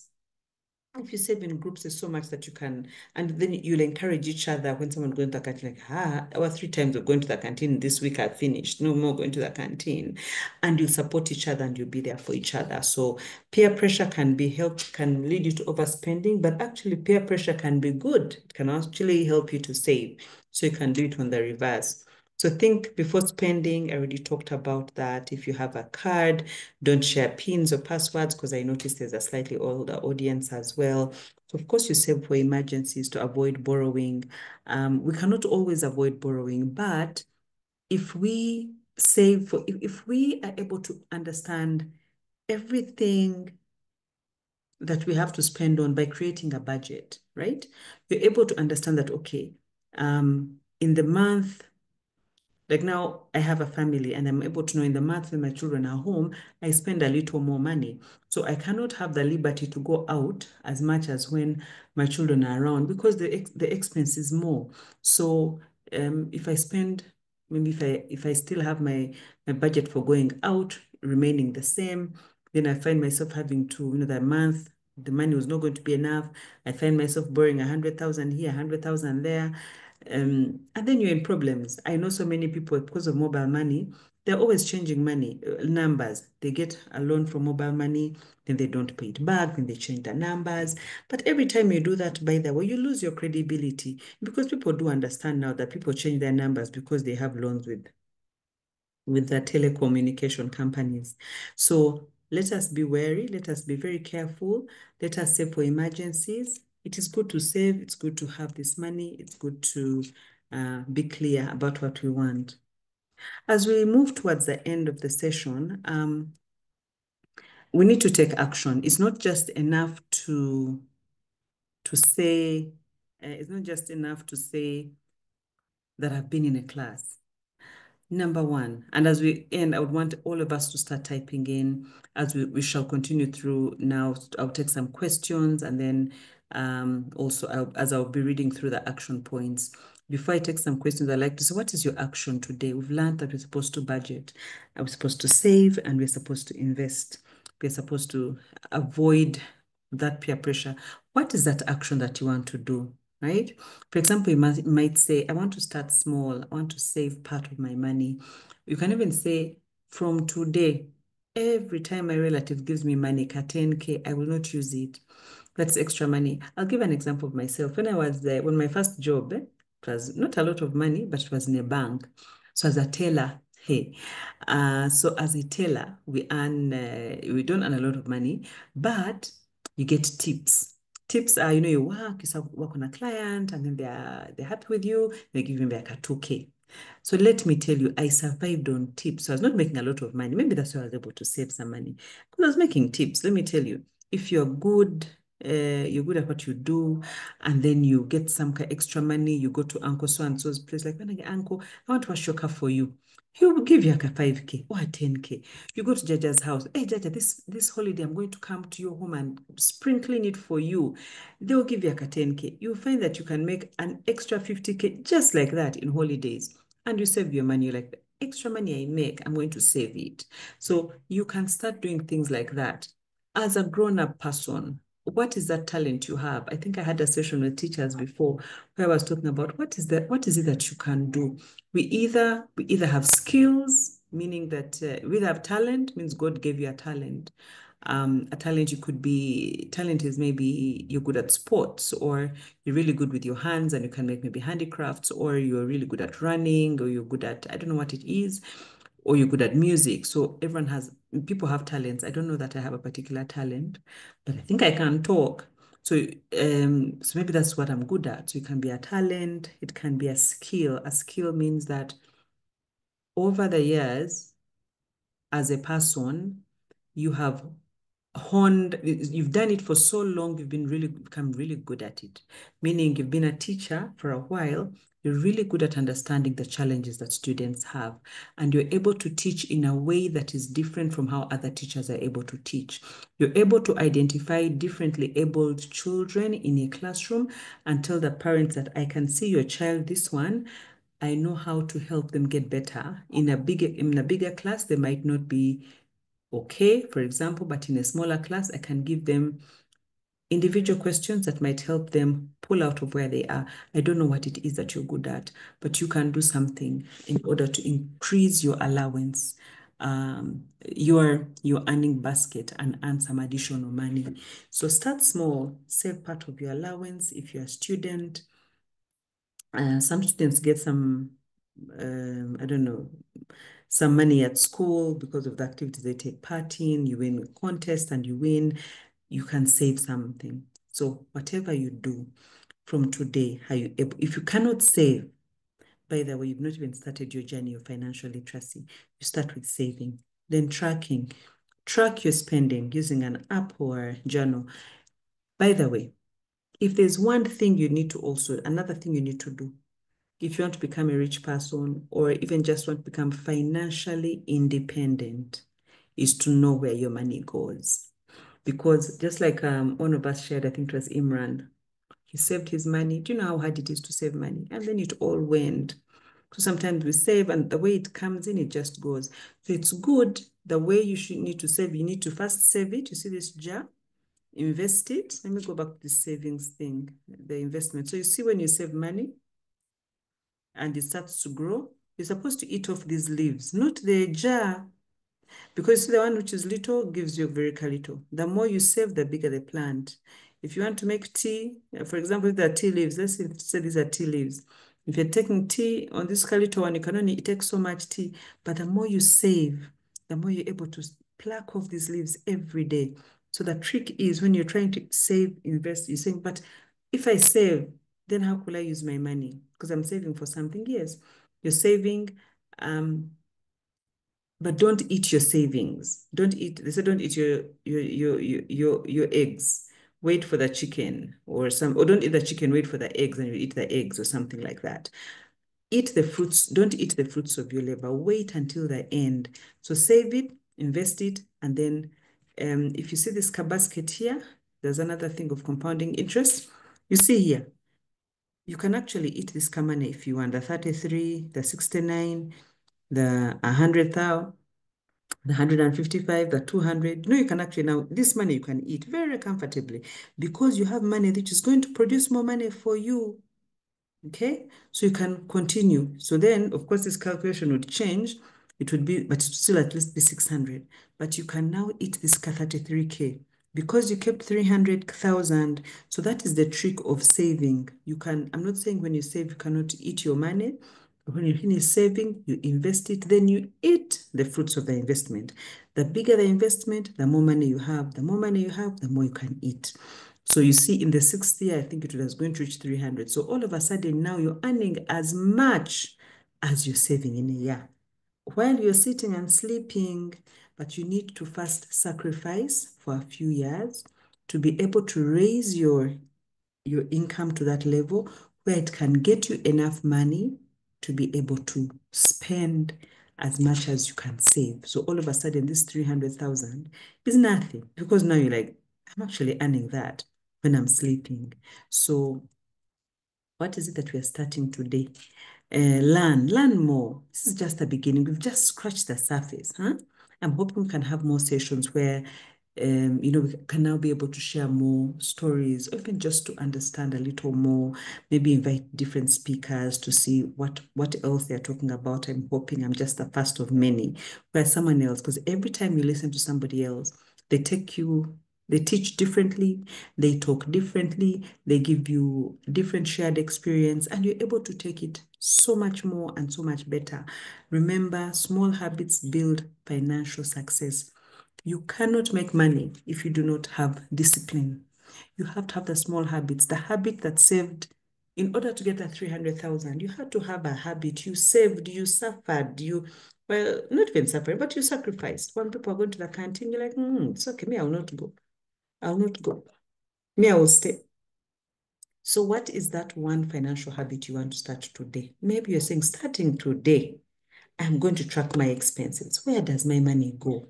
Because like you said, if someone who was given 50,000 for pocket money was able to save, what about you who is getting 100,000? What about you who is getting 200? I know there are even people who are getting like 500K for pocket money and they're not saving. So what is that thing? Maybe, can we type in the chat? What is the one financial habit I'm going to start today? Is it I'm going to start saving? Is it I'm going to read more on these habits? I'm going to start tracking, or I'm going to start writing and sticking to a budget. What is that one financial habit that you'd like to start today? As we close out, let's just see what is coming through as that one financial habit that you want to start today. From today henceforth, budgeting is in my blood. Patricia, thank you. Great. Clever says you'd like to start investing and saving for emergencies. Perfect. And then I want to start saving from now on. Actually, truth for 50, 30, 20. That's what works. Yes, Imran, that works very well. Save and invest. I save for 2 years and I have a business helping me. I'm about to open up for Q&A, but I think I see a question. Just a minute. I think I see a question. I do want to miss this one.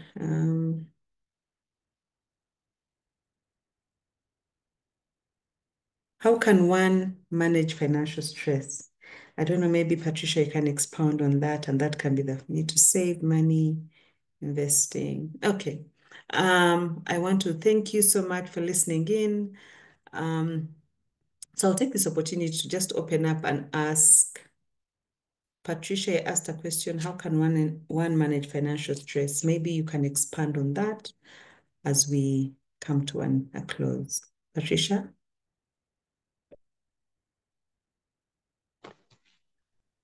Like, should I give how one can handle it, or?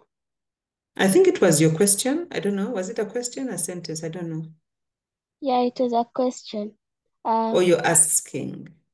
Yeah, I was asking it because, like, one can spend money, but then, okay, you'll realize that, okay, when your money is done, you end up, okay, you ask yourself what has happened, has it all gone? And in such a way, I don't know, you get some pressure in you because you are spending a lot, but also you don't know how to stop that. And you're not also accepting what people are telling you to do to save.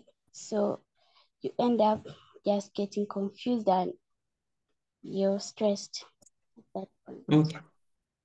Great. So how do you avoid stress? I'm going to take another question. Manji, you can also share your question, and then I'll take those two together.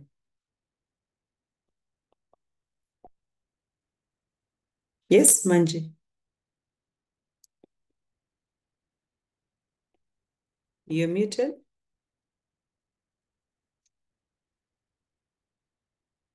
Okay, anyone else with a question before we take those ones? Good afternoon, everyone. Good afternoon. Yeah, so I'm in from vacation, and my question is, I don't know if it's anxiety that I'm having, mentality, I don't know. But I have this mentality of being scared to invest. Like if I invest I'll remain with nothing? What if it doesn't work out? Because Okay. I don't work. Actually, I don't work, but I've been saving since my P7, yeah, primary 7. I've been saving small money, opened up an account, started saving in the bank. But now I feel like I want to invest the money, though I'm scared. I'm like, if I invest this money, I've been saving it for a long period of time. What if I save it and I'm left with nothing and the end results come out, negative? So how can I go about it? Okay. Yeah, so I'll take those two as the others come in. I don't know whether I have any others on the chat.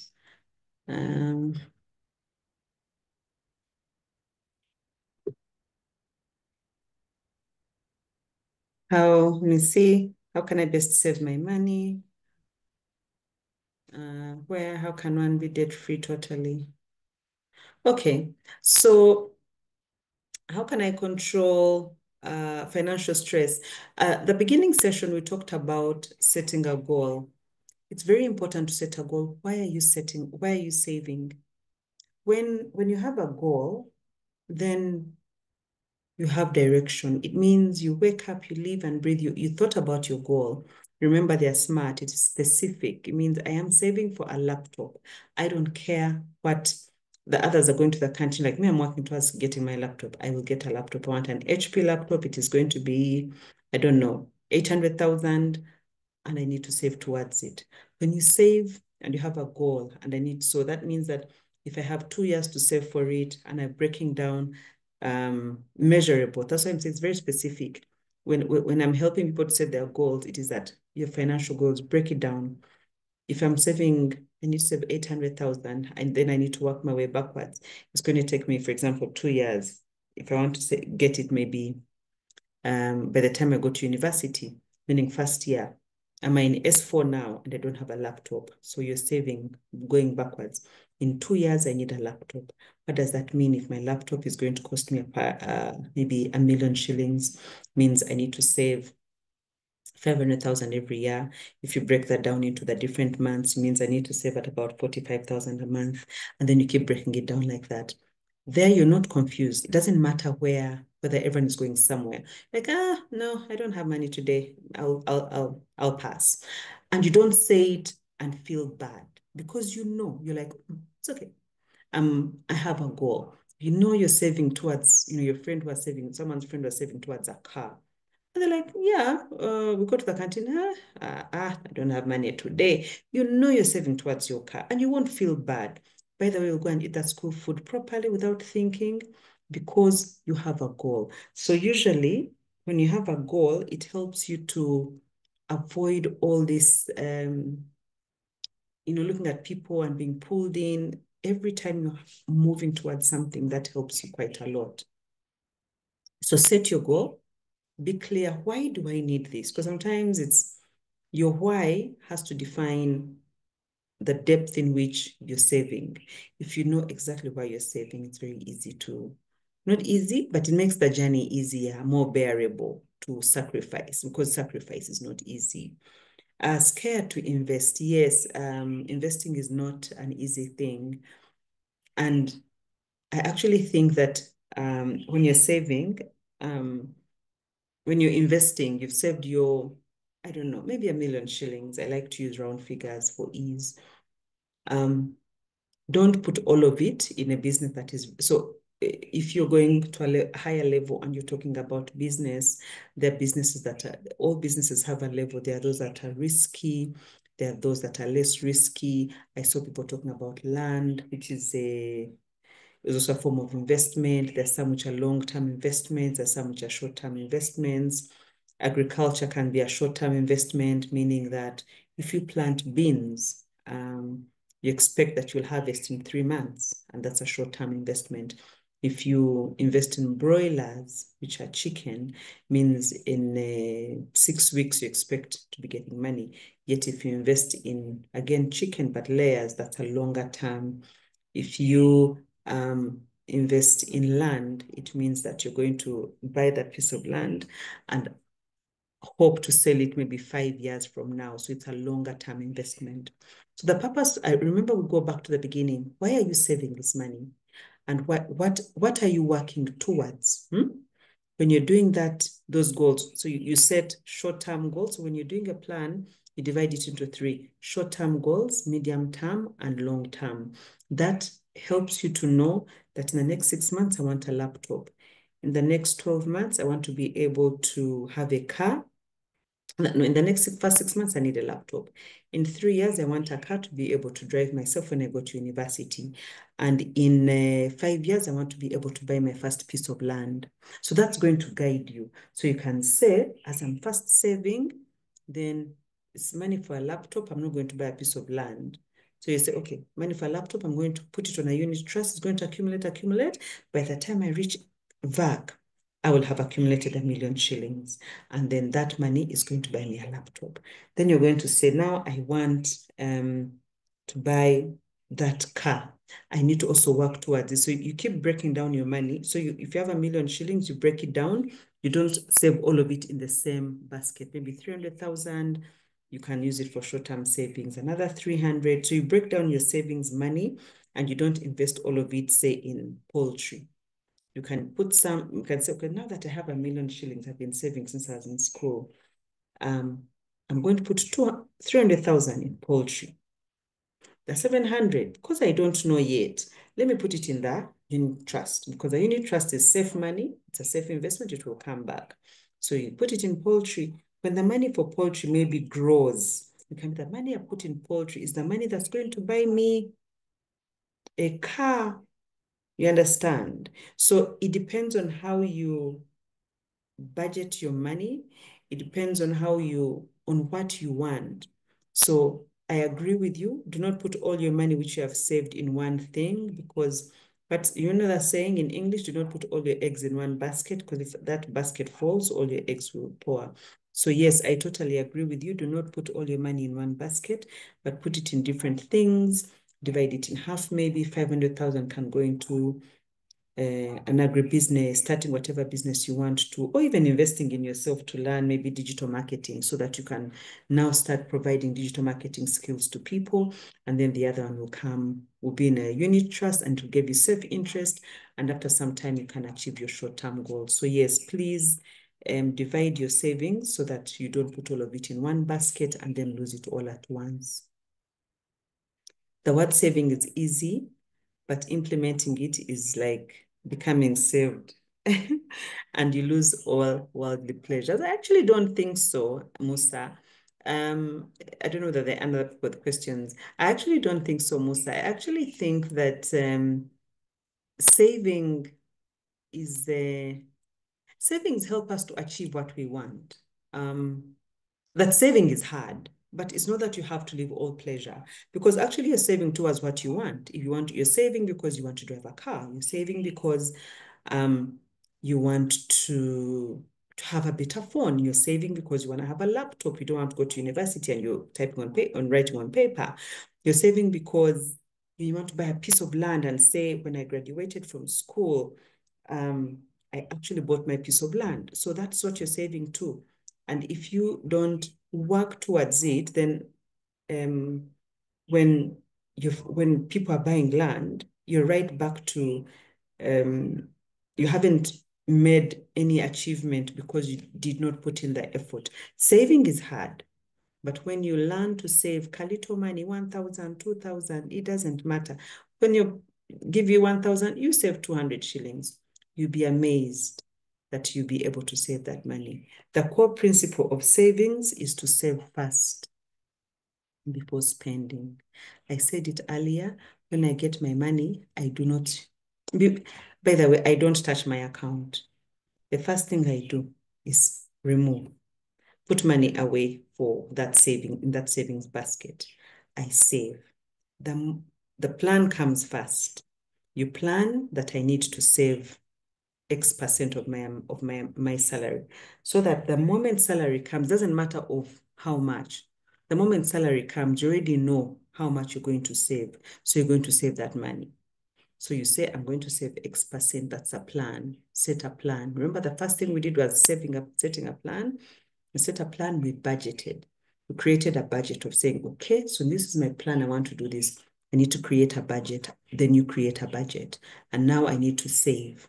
So then you save. And when you finish saving, now I need to invest.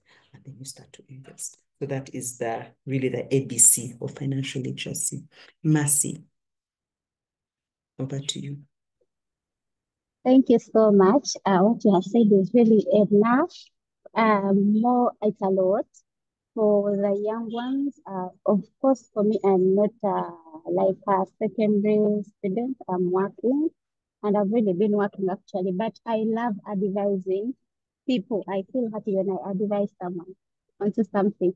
So, but for this lady the lady who said she fears saving, like putting her monies away, then that means she's closing the gap of her room of expanding, her room of seeing the other financial world, seeing the success world. So, but in saving or investing, of course, it's the same as business. So you save, but you don't put your mind onto it. Save and feel like, okay, there's something, but I don't even give whatever your mind onto the money you have saved. You just have to, you save, you keep it there, then you do your other things. Don't even, because if you mind about it, then the devil also comes in and tells you, okay, you need that nice dress, you need to collect for someone's party. But yeah, but then I tell you, I don't remember her name, but yeah, honestly, when you save, you testify what you will get out. But don't also just only save on, let's say, bank accounts. Invest in different, because there are government bonds, there are treasury bills, that unit trust, like you said. Actually, unit trust, me, I'm a good client there. UFP, it's very, very beautiful, very good. I didn't love it, but after some time, I've come to appreciate it because I'm earning out of it. I invest, and you see your money is at least multiplying by, let's say, 1 shilling, 2 shillings at least a day. And you say, okay, that is a step ahead. Another thing is, for me, my saying, what I know is, if you want to be rich, behave like a poor person. Behave like you're poor. So that's because if you're rich, if you behave like you're rich, then honestly, you're going to be spending all your money on yourself to show that you're rich. But in actual sense, you're actually just being rich on the body, on the outside. But then you need to save. Then for these guys that are the students, you can make circles. Like you can make, let's say, you can make groups at school. Make groups at school. If you're in your vacation, make friends. Those friends, any money you make, you can save together as a group and with a common goal that, okay, by 2030, you should be sharing our money, or we should be starting up a piggery, or we should be starting up a restaurant. That is how people start slowly by slowly. You start buying beads and making jewelry one by one, and you market it, you multiply the money. So yeah, then you save, but you don't just do it because, okay, they've told me to save. But if you want to be like to deal, then yeah, those are one of the things you have to do. Invest, buy bonds, buy shares. Shares are not expensive. UFP is not expensive. 100K you can enter. Yeah, that's their minimum. You can enter, save. It doesn't matter who is watching. It doesn't matter who is richer than you, but you have a common goal or a common aim you're after using your money in the future. Yeah, thank you for now. So much. Yeah, I believe we are coming to an end. There was one final question maybe I'll take. Patrick has said, I'm also in S4 VAC and I want to start saving, but what can I do for the other needs? The other needs will always be there, by the way, Patrick. So you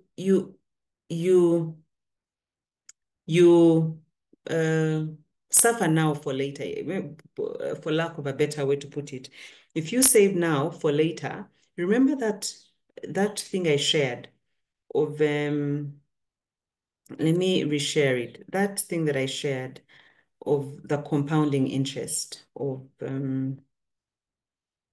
Let me just put it back.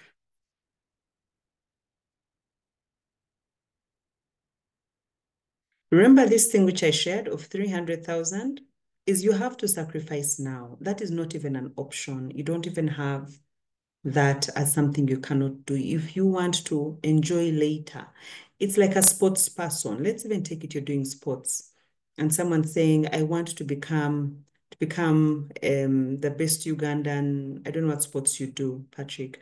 Maybe you want to become the best Ugandan athlete.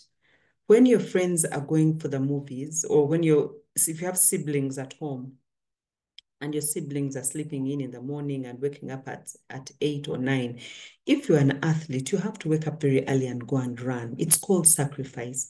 There's no two ways about it in life. It is there every day. If you want to become the best student, you have to wake up early and read.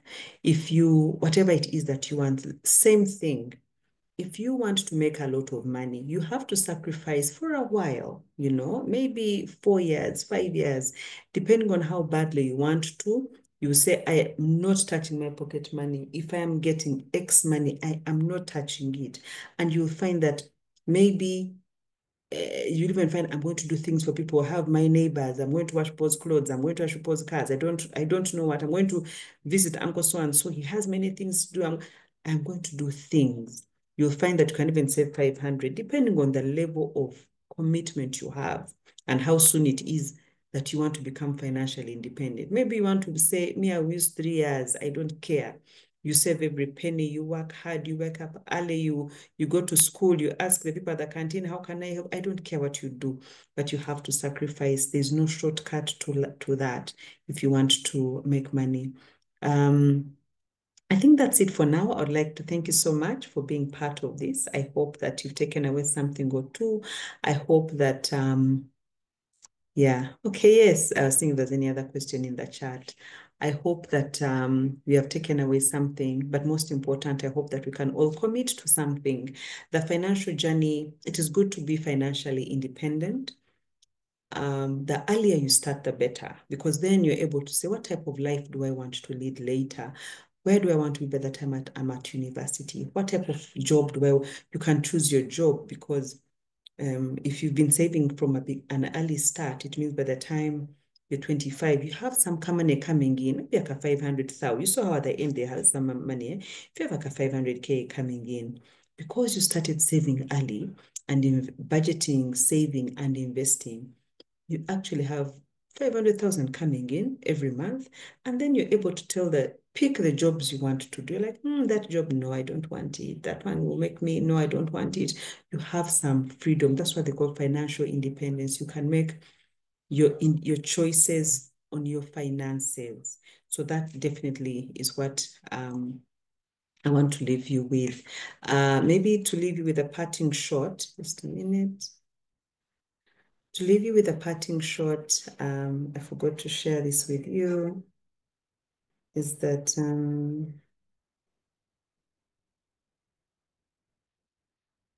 yes, so my parting shot is really something, and a friend of mine told it to me sometime, and I think from then, it was a session I attended this year.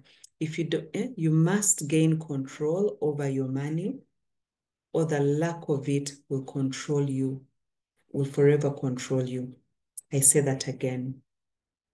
You must gain control over your money. You control it, not the other way around. Or the lack of it will forever control you. So I want to thank Teacher Stephen for putting this together and enabling our youth to understand that they must control their money, to helping them start the journey of controlling their money so that they are in control forever and not the other way around. I thank you so much and hand it back to Teacher Stephen. Thank you so much, Mrs. Fiona, for the wonderful session, for the words of wisdom you have shared with us. We are really very, very grateful. Looking through the chat, I think you can see that people are really appreciating, and I've seen Patricia is asking, when are we having another session? It has been very impactful, and I know we are going to put everything you have shared with us into practice, and I pray that the students on the call you do act. And even the teachers, anyone who has been on the call, please you act. Like you remember her quote, she's told us that whatever you focus on will grow. So she has given us the knowledge, and please let us continue. I saw Mr. Samuel. I don't know that Mr. Samuel, you have something to share. Is this still on? Okay. Okay, I think, yeah. Yes, so we had Mr. Samuel who was connecting in from US. So thank you, Mr. Samuel, also for connecting, and we thank everyone who has joined this call. Thank you so much. Yes, Mr. Samuel. Sorry, I'm quiet and you pinned me out again. Okay. It is great to know what you now know for all those who attended. Finance, if you don't take care of money, money will take care of you. If you don't control money, money will control you. And all that has been mentioned by the teachers, they are very powerful tools that you can use. The fear of not investing in anything, it is like you get your own chickens and you want to have more chickens, and the neighbor has a cock, and you don't want your chickens to go and meet the cock. And so you will not have more chickens. You only eat the eggs that the chickens are producing. Or you have your GNATs, and you want to keep your GNATs in the box or in a container. You don't want to plant your GNATs. Those GNATs, once you eat them, that's it. You will not have more.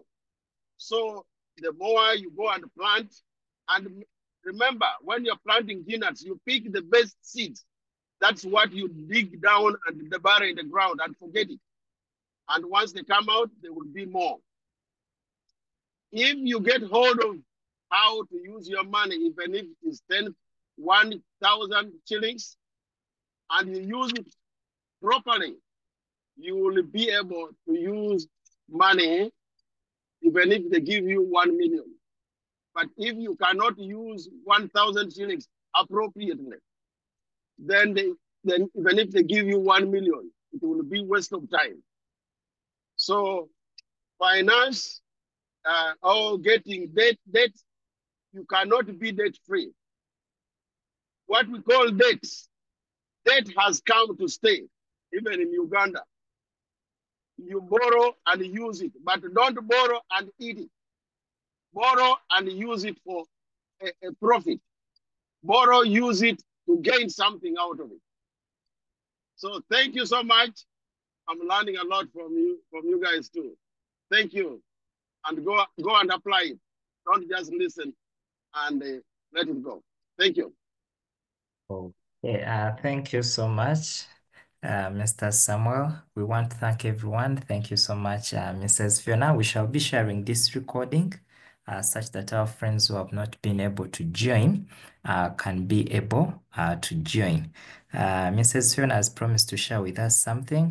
You'll be receiving them on your WhatsApp groups such that, and even in case you have other questions you want to engage her, she can be of support. Yeah, maybe, I don't know whether Mrs. Fiona, you're okay to share your number for people who may want to reach out. Yes, you can share. It's fine. Thanks. Okay. So I will drop the number and then you can be able to reach out to her. Okay, I want to thank you so much, and maybe I ask Patricia. Patricia, maybe you can lead us in a word of prayer, unless maybe Mrs. Fiona has something before we close. No, it's been a pleasure, really, speaking to such an amazing audience. Thank you. All right. Okay. Yes, Patricia. Okay, let's humble ourselves and we pray. Almighty Father in heaven, we thank you so much for the gift of today. Thank you, Lord, for whatever you've brought to our lives. We thank you for our teacher, Miss Fiona. Thank you for the words of encouragement and words of wisdom she has brought to us. Dear Lord, we pray that from today, henceforth, May we listen and understand and put into practice whatever we have learned from this session.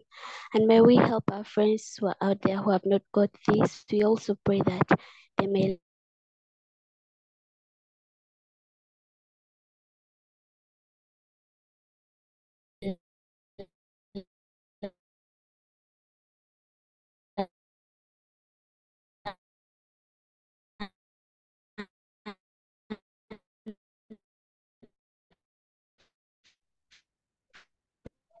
So when is the next lesson?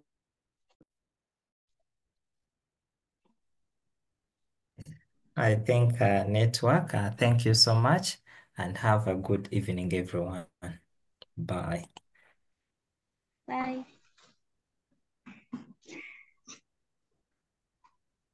Bye. Bye. Bye. Bye, Seki. Bye everyone. Bye. Nice meeting you Just guys. Steven. Bye, bye. Bye. Steven. Everyone. Yes, I Excuse had. Bye everyone. I hope we shall have another Yes, session please. with Madam Fiona next time. Yeah, we Bye. shall have. Thank you, For the teacher. courses, Thank you so much. Oh, for the courses, you said you'd send the second one and you haven't. for the what? For the courses, you said you'd send the second one and you haven't. Yes, Oh, which? Okay. Did you finish the first one? Yes. Okay. Which group are you on, Liz?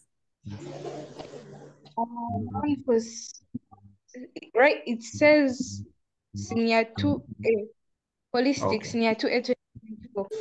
Okay. Let me send now. 7 Okay, thank holistic senior 3. Okay. I'm going to send. Okay. Bye.